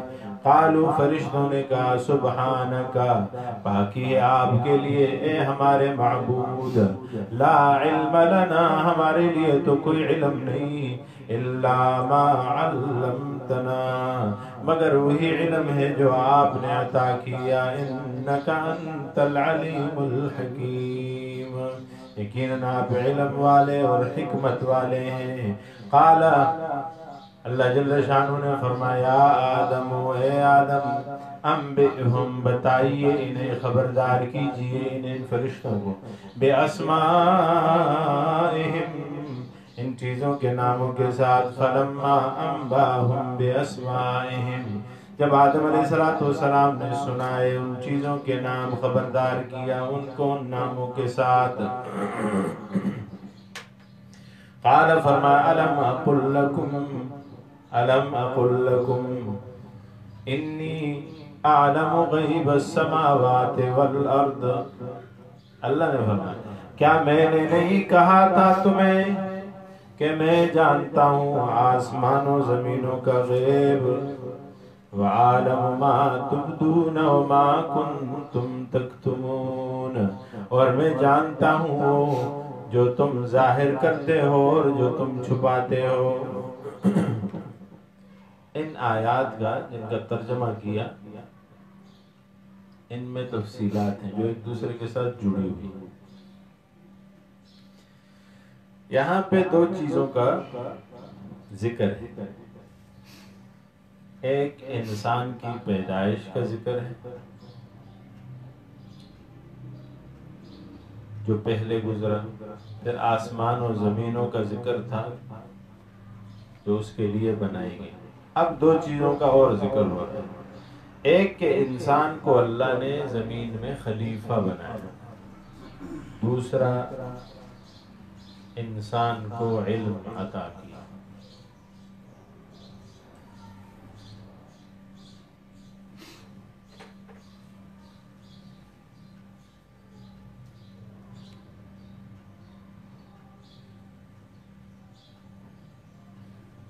چونکہ خلافت کی وجہ جو ہے وہ علم ہی ہے، یا یوں کہتے ہیں کہ خلافت کی صلاحیت ہی اس میں ہے جو علم رکھتا ہے، علم کی صلاحیت رکھتا ہے۔ چنانچہ مسجود ملائک بنایا انسان، فرشتوں میں وہ صلاحیت نہیں تھی۔ یہ دونوں مباحث ہیں طویل۔ قرآن کی آیات کے ظاہر سے ایک اور جو مسائل نکلتے ہیں ان کو ذکر کرتے ہیں پہلے۔ وَإِذْ قَالَ رَبُّكَ لِلْمَلَائِكَةِ، جب تمہارے رب نے کہا، قَالَ کا لفظ جو ہے یہ 529 بار ذکر ہے لفظ قَالَ، اور مادہ جو ہے 1725 بار ذکر ہے۔ قالا کا لفظ 529 بار، اور قالا یقول قولا یہ مادہ جو ہے 1725 مرتبہ ذکر ہے۔ اس قال ربک، جب تمہارے رب نے کہا، للملائکۃ فرشتوں کے لیے، للملائکہ کا لفظ 67 بار ذکر ہے، اور مادہ 72 بار ذکر ہے۔ انی جاعل، اللہ نے فرشتوں کو کہا میں بنانے والا ہوں فی الارض، زمین میں خلیفتاً نائب۔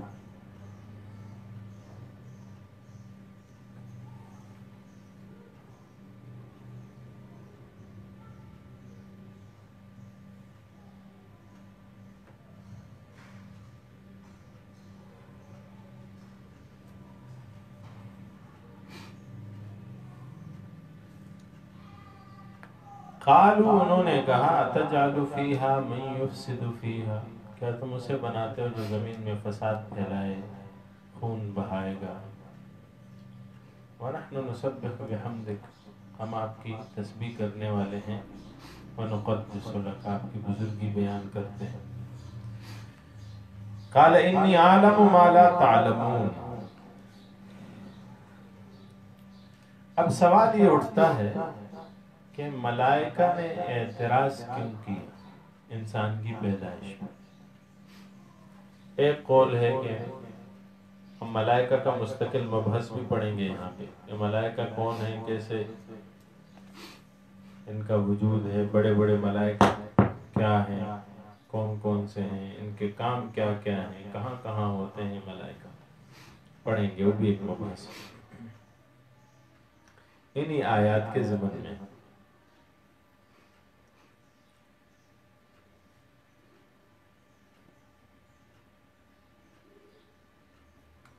سوال انہوں نے کیا، یہ سوال ہے یا اعتراض؟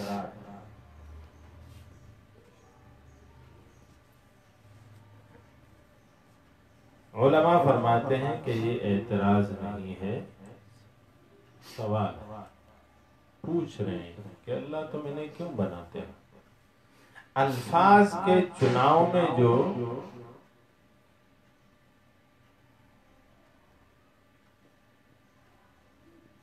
شدت محسوس ہو رہی ہے، من یفسد فیہا ویسفک الدماء، اس سے تو لگتا ہے یہ سوال نہیں ہے، اعتراض ہو رہا ہے۔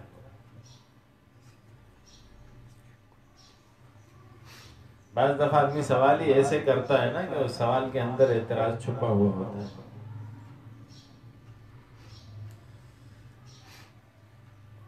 ہمارے ایک دوست ہیں، فوجی ہیں، نعت خان ہیں، بہت اچھے، عجب خان بھائی، وہ ہمیں قصہ سنا رہے تھے کہ ہمارے فوج میں ذرا قانون سخت ہوتا ہے، اسٹرکٹ ہوتے ہیں، چھٹیاں موٹیاں زیادہ نہیں دی جاتی اور بڑے طریقے سے دی جاتی۔ تو وہ کہتا ہے کہ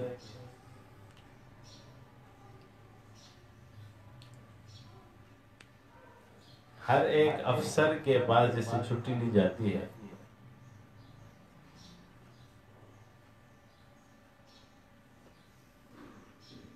اس کے پاس ایک پی اے ہوتا ہے جو اس کے آگے پیچھے ہوتا ہے، تو پی اے کے ساتھ تعلق اچھا رکھنا پڑتا ہے۔ وہ جس طرح پیش کرتا ہے نا چھٹی کی درخواست کو، اسی طرح منظوری ہوتی ہے۔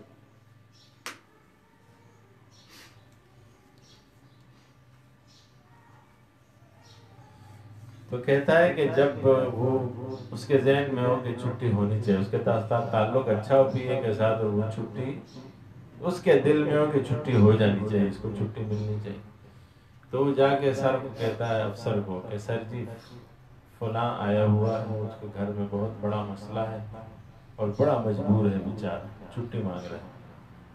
تو 2 جملوں میں اس نے پہلے سر کا ذہن بنا لیا کہ بڑا مجبور ہے بیچارہ اور بڑا گھر میں مسئلہ ہے اور اس کو چھٹی چاہیے۔ تو سر نے کہا ٹھیک ہے دے دو چھٹی۔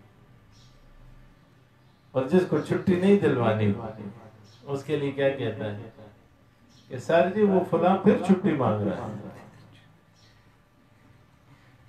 وہ پھر چھٹی مانگ رہا ہے۔ اس کا مطلب کیا ہے کہ ابھی تو گیا تھا، تو سر چھٹی نہیں دے گا۔ الفاظ میں بڑا وزن اور اثر ہوتا ہے۔ خیر تو اتجعل فیہا من یفسد فیہا ویسفک الدماء، کیا اسے بنا رہے جو خون پھیلائے گا، فساد پھیلائے گا، خون بہائے گا؟ تو یہ سوال کے اندر تنقید ہے، معلوم ہوتا ہے تو اعتراض ہو رہا ہے۔ تو اللہ کی ذات پہ فرشتہ، اللہ کے فعل پہ فرشتہ اعتراض نہیں کر سکتا کہ اے اللہ تم اسے کیوں بنا رہے ہو یا نہ بناؤ، یا اللہ جل شانہ محتاج بھی نہیں کسی کے بنانے کے لیے کسی سے مشورہ کرنے پر۔ اللہ تو پیش کر رہا ہے کہ میں ایسا کرنے جا رہا ہوں۔ انہوں نے حکمت پوچھی کہ کیوں پیدا کرنے جا رہے ہیں، تو یہ جو الفاظ ہیں من یفسد فیہا ویسفک الدماء، یہ اس وجہ سے کہ انہوں نے جنات پہ قیاس کیا۔ انسان سے پہلے جنات آئے نا، تو جنات نے بڑی لڑائیاں کی دنیا میں، کائنات میں، خون بہائے ایک دوسرے کے، فرشتے انہیں اوپر سے دیکھتے تھے کہ اللہ تو نے پہلے جنات بنائے، وہ بھی بڑے خون خرابے والے اور فسادی ہیں، اب نئی مخلوق بنا رہے، یہ بھی یہی کام کریں گے، یہ بھی خون بہائیں گے، یہ بھی فساد پھیلائیں گے۔ ایک بات تو ہے قیاس علی الجن کیا انہوں نے۔ دوسرا کہ فرشتوں نے لوح محفوظ میں پڑھ لیا تھا کہ انسان آئیں گے اور یہ خون بہائیں گے ایک دوسرے کو۔ لوح محفوظ میں انہوں نے دیکھا کہ ایک ملک ہے جس نے جاپان پہ ایٹم بم گرا دیا، 2 لاکھ لوگوں کو ایک دن میں قتل کر دیا اس ظالم۔ یہ اس میں لوح محفوظ میں لکھا ہوا تھا۔ اس سے پہلے جو بڑے بڑے ظالم گزرے ہیں، کبھی موقع ملا تو ان کا ذکر کریں گے کہ ہمارے اس دنیا میں آج تک کی حکومتوں میں سب سے زیادہ ظلم ڈھانے والے لوگ کون تھے؟ آپ ہلاکوں کی تاریخ اٹھا کے دیکھیں۔ خیر، انہوں نے لوح محفوظ میں پڑھ لیا کہ ایسے لوگ آئیں گے، خون پھیلائیں گے، خون بہائیں گے، فساد پھیلائیں گے۔ تیسرا قول یہ ہے کہ انہوں نے خلیفہ کے لفظ سے یہ بات اخذ کی۔ خلیفہ کا معنی کیا ہے؟ غالباً قرطبی نے لکھا ہے، کبیر نے، الخلیفۃ من یخلف غیرہ ویقوم مقام، اور بعض نے معنی کیا الخلیفۃ، کہتے ہیں لأن الخلیفۃ فعلہ الرضا عند النزاع،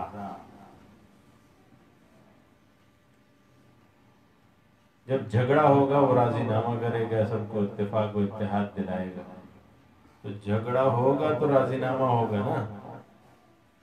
انہوں نے اس سے اخذ کیا کہ خلیفہ لوگوں کے بیچ میں بیٹھ کے فیصلے کرے گا، ان کے جھگڑوں اور مسئلوں کو حل کرے گا، تو یہ جھگڑا کرنے والی مخلوق لگتی ہے، یہ جھگڑے کرے گی اور یہ خلیفہ ان کے فیصلے کرے گا۔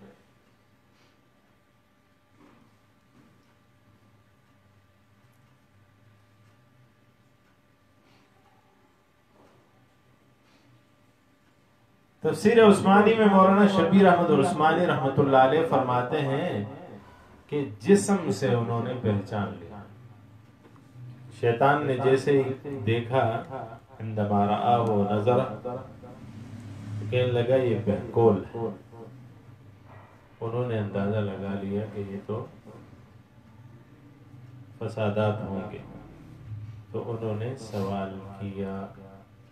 یہ سوال ضد و عناد پہ مبنی نہیں تھا، فرشتوں میں کسی کی ضد اور کسی کا عناد نہیں۔ بعض نے یہ کہا ہے کہ فرشتوں نے اچھے غلام اور اچھے خادم اور ہر وقت تابعدار رہنے والے خدمتگار کے طور پہ اپنے آپ کو پیش کیا ہے۔ جیسے کوئی مالک ہو نا، مالک اپنے نوکر کو کہے کہ ایسا ہے کہ میں ایک اور نوکر رکھنے والا ہوں، تو جو نوکر خادم غلام وہ جفا کش ہو اور اسے اپنے مالک سے محبت ہو، اس کی بچت چاہتا ہے اور اپنی محبت کو تقسیم نہ کرنا چاہتا، یہ سارے نقطے ہیں، اپنی محبت کو تقسیم نہ کرنا چاہتا، تو وہ مالک سے کہتا ہے مالک دوسرے نوکر کی کیا ضرورت ہے، جو کام ہے آپ مجھے بتائیے نا، نحن نسبح بحمدک ونقدس لک، ہم ہیں آپ کی تقدیس و بزرگی بیان کر، کسی دوسرے نوکر کی ضرورت نہیں۔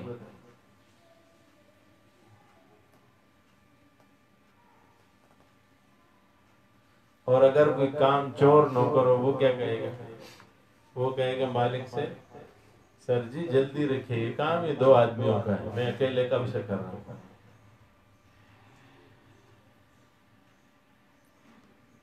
وہ کام چور ہے۔ تو فرشتے کام چور تو نہیں ہیں، فرشتے تو ہر وقت تیار اور مستعد کھڑے ہیں کہ کب اللہ کا حکم آئے گا اور کب وہ پورا کرے گا۔ تو ایک جہت علماء نے یوں ذکر کی ہے، وَإِذْ قَالَ رَبُّكَ لِلْمَلَائِكَةِ،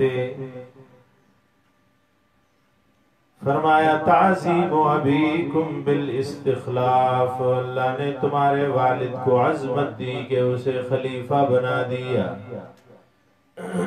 پھر تعلیم دی، تعلیم، علم دیا، اللہ جل شانہ نے سکھایا۔ علم کا مبحث چونکہ چھوٹا ہے، خلیفہ اور ملائکہ کا مبحث لمبا ہے، اسے کل پڑھیں گے، اور علم کا مبحث تھوڑا سا ذکر کرتے ہیں۔ خلافت کی وجہ ہی استعداد علم،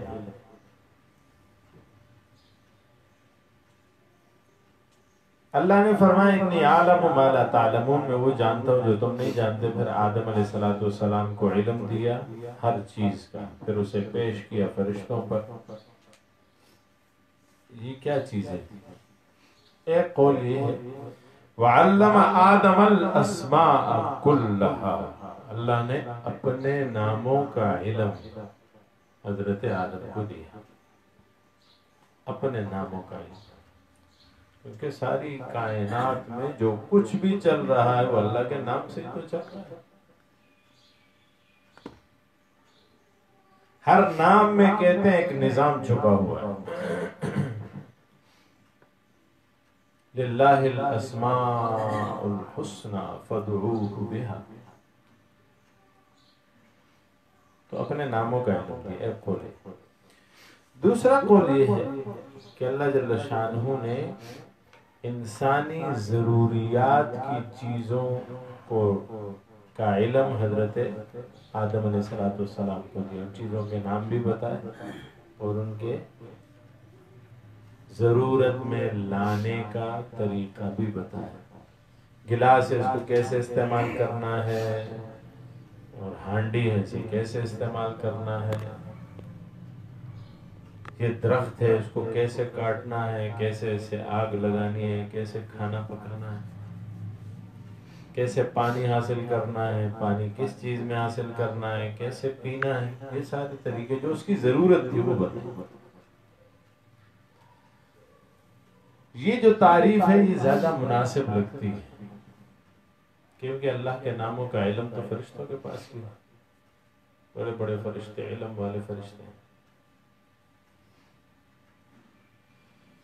تو انسان کی ضروریات کی چیز کو فرشتہ سمجھ ہی نہیں سکتا، کیونکہ وہ اس کی ضرورت نہیں ہے۔ اگر کسی آدمی کا سر درد نہیں کرتا نا اور دوسرے کا سر درد کرتا ہے تو اس نے سر باندھا ہوا ہے، کہہ رہا یار اف سر میں درد ہو رہا ہے، دوسرا کہہ رہا ہے یہ سر درد کیسے ہوتا ہے؟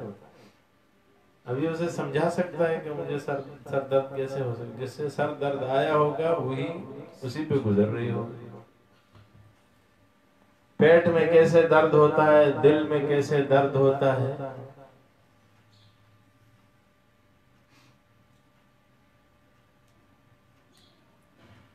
معدے اور مثانے میں، گردے میں کیسے درد ہوتا ہے وہی جانتا ہے جس پہ آئی ہوئی درد آیا ہوا گزرا ہوا۔ جسے نہیں پتا اسے کوئی سمجھا نہیں سکتا ہے درد کیسے ہوتا ہے۔ جب کسی کو آپ کو ضرورت ہی نہیں ہے،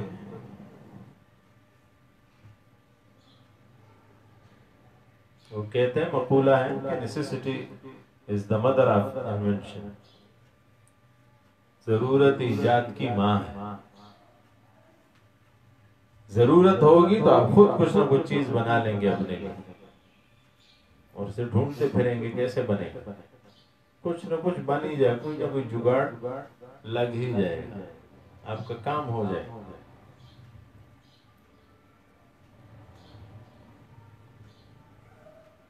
اب آپ کو ضرورت ہے پانی پینے کی، آپ کیسے پئیں گے؟ آپ ادھر ادھر دیکھیں گے کوئی ایسی چیز مل جائے گی جس کے ذریعے سے آپ پانی حاصل کر لیں۔ لیکن اگر آپ کو پانی پینے کی طلب ہی نہیں ہے، پانی پڑا ہوا ہے، آپ کو کیا ہے کہ پانی کو کیسے حاصل کرنا ہے؟ تو فرشتوں کو ضرورت نہیں ان چیزوں کی، نہ وہ سمجھ سکتے ہیں۔ تو اب ان کو پیش کیا۔ اب سوال یہ ہے کہ اللہ جل شانہ فرماتے ہیں وَعَلَّمَ آدَمَ الْأَسْمَاءَ، اللہ نے آدم کو سارے نام سکھائے، اور امتحان حال میں فرشتوں کو بٹھا دیا، حالانکہ فرشتوں کو سکھایا نہیں۔ یہ تو صحیح نہیں۔ اب دو طالب علم ہیں، ایک طالب علم کو آپ پڑھائیں 6 مہینے 7 مہینے سال، 2 مہینے 1 مہینہ پڑھا، 1 دن پڑھا لیں، دوسرے طالب علم کو نہ پڑھائیں اور دونوں کو امتحان حال میں بیٹھا دیں، سوالیہ پرچہ پکڑا دیں کہ لکھو بھائی، تو ظاہر ہے جس نے پڑھا ہوگا وہ لکھے گا، جس نے پڑھا ہی نہیں وہ کیا لکھے گا؟ وہ فیل ہو جائے گا۔ تب مثال دے رہا ہوں، یہاں پہ یہ اعتراض اٹھا ہے کہ اللہ نے آدم کو پڑھایا، وَعَلَّمَ آدَمَ الْأَسْمَاءَ كُلَّهَا، لیکن فرشتوں کی تعلیم کا ذکر نہیں ہے کہ فرشتوں کو بھی پڑھا۔ تو امتحان فرشتوں کا کیوں لے رہے ہیں؟ اور پھر آدم کو اس امتحان میں پاس ہونے پہ شاباش کیوں مل رہی ہے؟ تو علماء فرماتے ہیں وہ اس وجہ سے کہ پڑھایا آدم کو، پڑھایا فرشتوں کو۔ آدم میں استعداد تھی کیونکہ اس کی ضرورت تھی، اس کے جسم کی ساختی الگ ہے، اس کی ضروریات الگ ہیں، اس ضروریات کو سمجھ کے اس نے کیا کیا؟ ان چیزوں کو سمجھ لی۔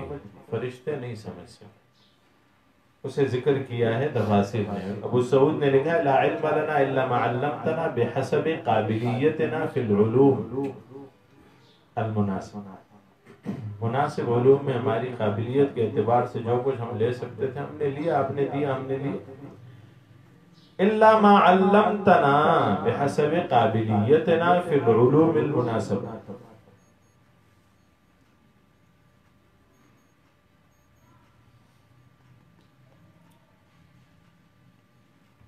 اور آگے کہتے ہیں وَلَا قُدْرَةَ لَنَا عَلَى مَا هُوَ خَارِجٌ عَنْ دَائِرَةِ اسْتِعْدَادِنَا، ہمیں اس میں کوئی قدرت نہیں جو ہمارے دائرہ استعداد سے ہی باہر ہے، ہم اسے کیا سمجھ سکتے ہیں؟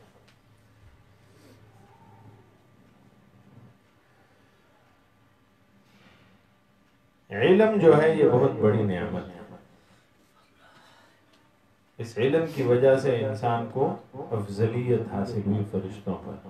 پھر اسی علم کی وجہ سے اللہ نے فرشتوں کو کہا کہ آدم کی طرف سجدہ کریں.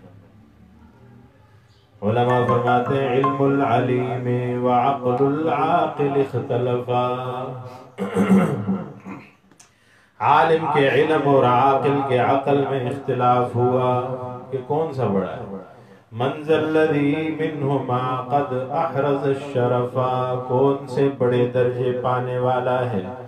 فالعلم قال، علم نے کہا انا احرزت غایت، میں اس انتہا کو پہنچا. والعقل قال انا الرحمن بی عرفا، عقل نے کہا کہ رحمان ذات کی پہچان میرے ذریعے سے ہوتی ہے.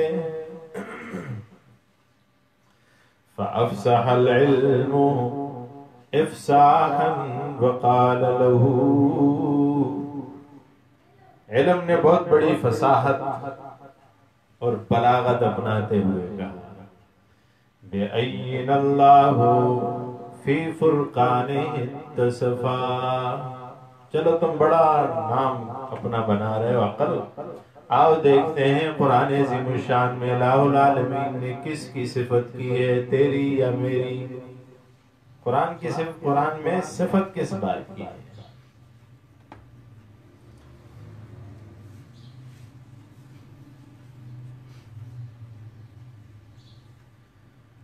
پھر عقل نے کیا کیا ہوگا.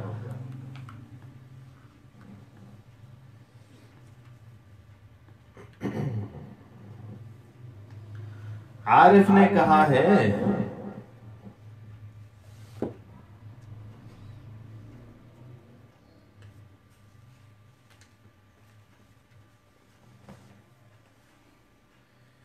فبان للعقل ان العلم سیدہ، عقل کو یہ بات پتہ چل گئی کہ یہ میرا سردار ہے. فقبل العقل رأس العلم وانصرفا، عقل نے علم کے سر کا بوسہ لیا اور واپس چلا. یہ تو ایک حکایت ہے جو عقل و علم کی ایک شاعر نے منضبط کی.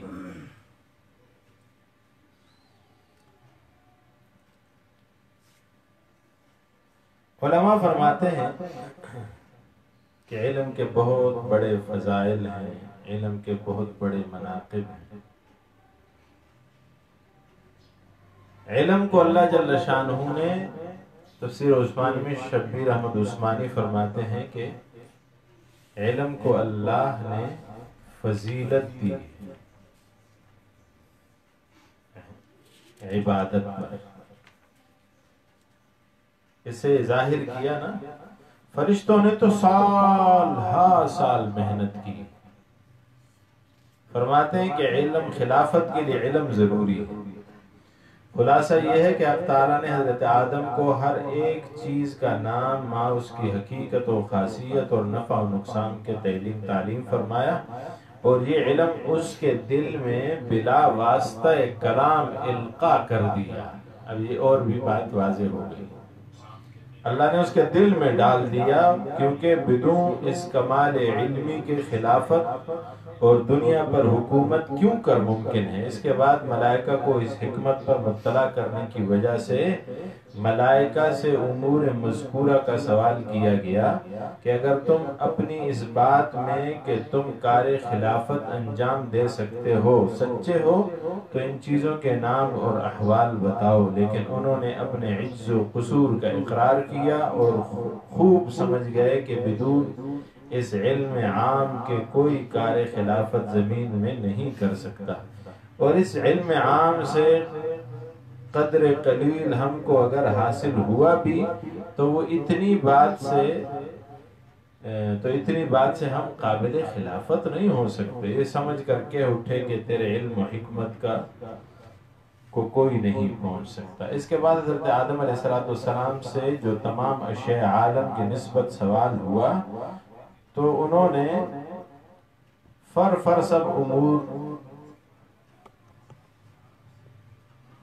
ملائکہ کو بتا دی، اور وہ بھی سب دنگ رہ گئے اور حضرت آدم علیہ السلام کے احاطہ علمی پر عش عش کر گئے۔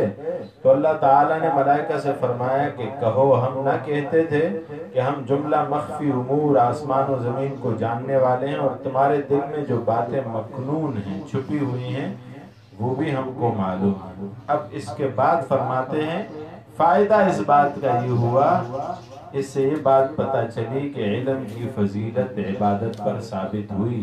دیکھیے عبادت میں ملائکہ اس قدر بڑے ہوئے ہیں کہ معصوم، مگر علم میں چونکہ انسان سے کم ہے، اس لیے مرتبہ خلافت انسان کو ہی عطا ہوا، اور ملائکہ نے بھی اس کو تسلیم کر لیا، اور ہونا بھی یوں چاہیے، کیونکہ عبادت تو خاصہ مخلوقات ہے، خدا کی صفت نہیں ہے۔ البتہ علم خدا تعالی کی صفت اعلیٰ ہے، اس لیے قابل خلافت یہی ہوئے، کیونکہ ہر خلیفہ میں اپنے مستخلف عنہ کا کمال ہونا ضروری ہے۔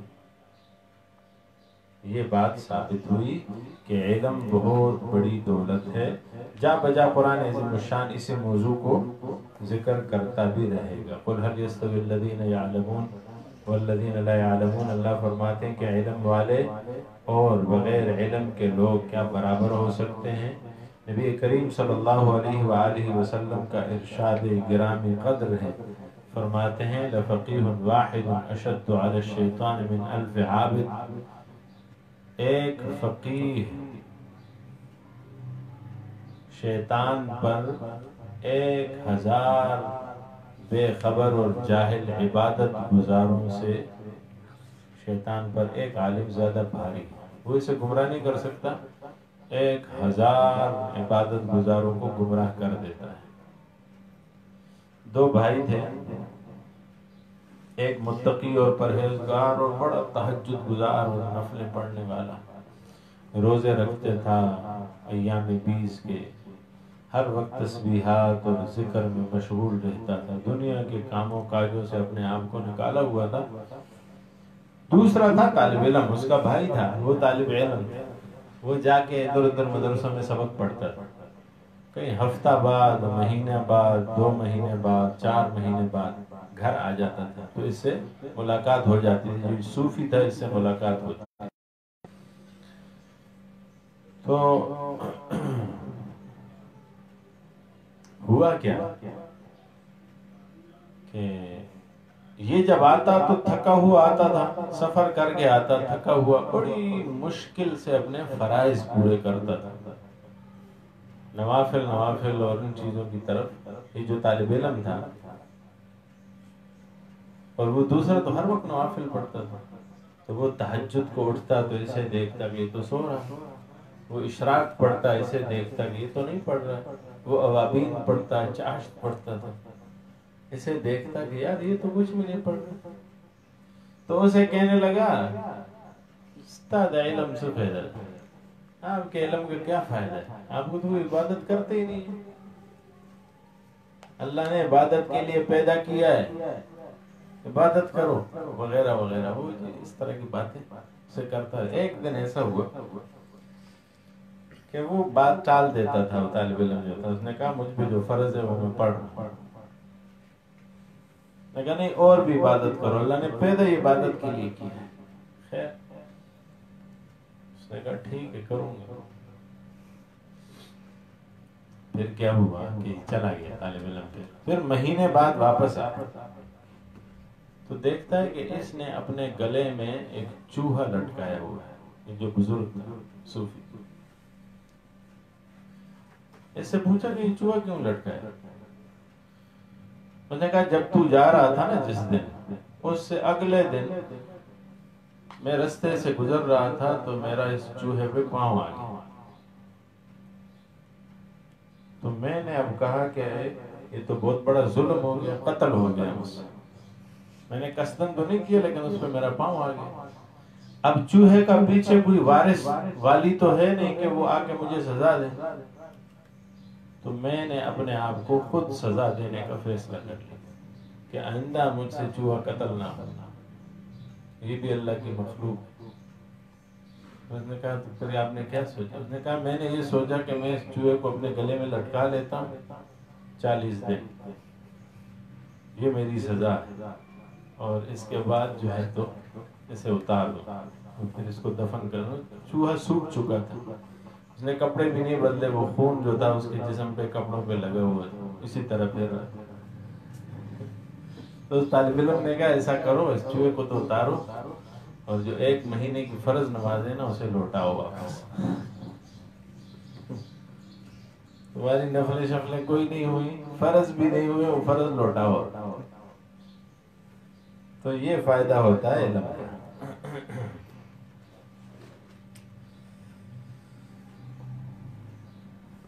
علم کو فضیلت حاصل ہے۔ نبی کریم صلی اللہ علیہ وسلم فرماتے ہیں فضل العالم علی العابد کفضلی علی ادناکم۔ صحابہ کرام کی محفل میں بیٹھے ہوئے ہیں، حضور فرماتے ہیں عالم کی فضیلت عابد پر، عام گناہگار پہ نہیں کہا، عبادت گزار پہ کہا۔ عبادت گزار پہ ایک عالم کی فضیلت ایسی ہے کہ فضلی علی ادناکم، جیسے میری فضیلت ہے تم میں سے سب سے چھوٹے صحابی پر۔ ایک روایت میں آتا ہے کہ عالم کے چہرے کو دیکھنے کا اتنا ثواب ہے جتنا کسی پیغمبر کے چہرے کو دیکھنے کا ہوتا ہے۔ ایک روایت میں آتا ہے حضور صلی اللہ علیہ وسلم فرماتے ہیں علماء امتی کا انبیاء بنی اسرائیل، میرے نبی کے، میرے امت کے عالم ایسے ہیں جیسے بنی اسرائیل کے انبیاء۔ ایک روایت میں فرمایا العلماء ورثۃ الانبیاء، علماء انبیاء کے وارث ہیں۔ فرمایا ان الانبیاء لم یورثوا دینارا ولا درہما بل ورثوا العلم، انبیاء وراثت میں دراہم و دنانیر نہیں چھوڑتے، علم چھوڑتے ہیں۔ جس کو علم ملا سمجھے وہ اللہ کا، اللہ کے نبی کا وارث ہے۔ اللہ جل شانہ ہمیں علماء کی قدر کی توفیق عطا فرمائے۔ علم جو ہے پہلے تھا مکہ مکرمہ مدینہ منورہ میں، پھر علم جو ہے وہ آیا، ہمارے استاد صاحب کہا کرتے تھے عرب عراق میں، جب امام اعظم امام ابو حنیفہ رحمۃ اللہ علیہ وہاں تھے، پھر اس کے بعد وہاں سے چلا بلخ و بخارا میں آیا، کابل میں میر زاہد اور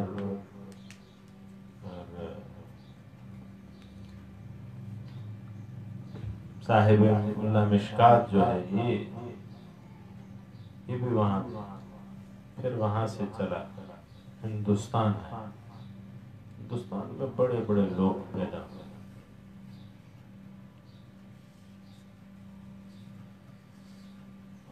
پھر فرماتے ہیں کہ پھر ہندوستان سے پاکستان اور پاکستان سے سرحد خیبر پختونخوا،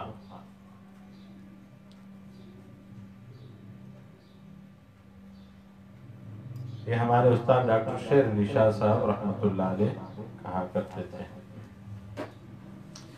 آج بھی آپ دیکھیے کہ آس پاس میں جو علماء کراچی میں اور آس پاس میں جو بڑے علماء تھے، ہمارے یہاں مفتی محمود رحمۃ اللہ علیہ بہت بڑے عالم، ان کا سیاسی کاٹ الگ تھا، ان کی قربانیاں الگ تھی اور انقلابی شخصیت الگ تھی، لیکن وہ بہت بڑے علمی شخصیت بھی تھے۔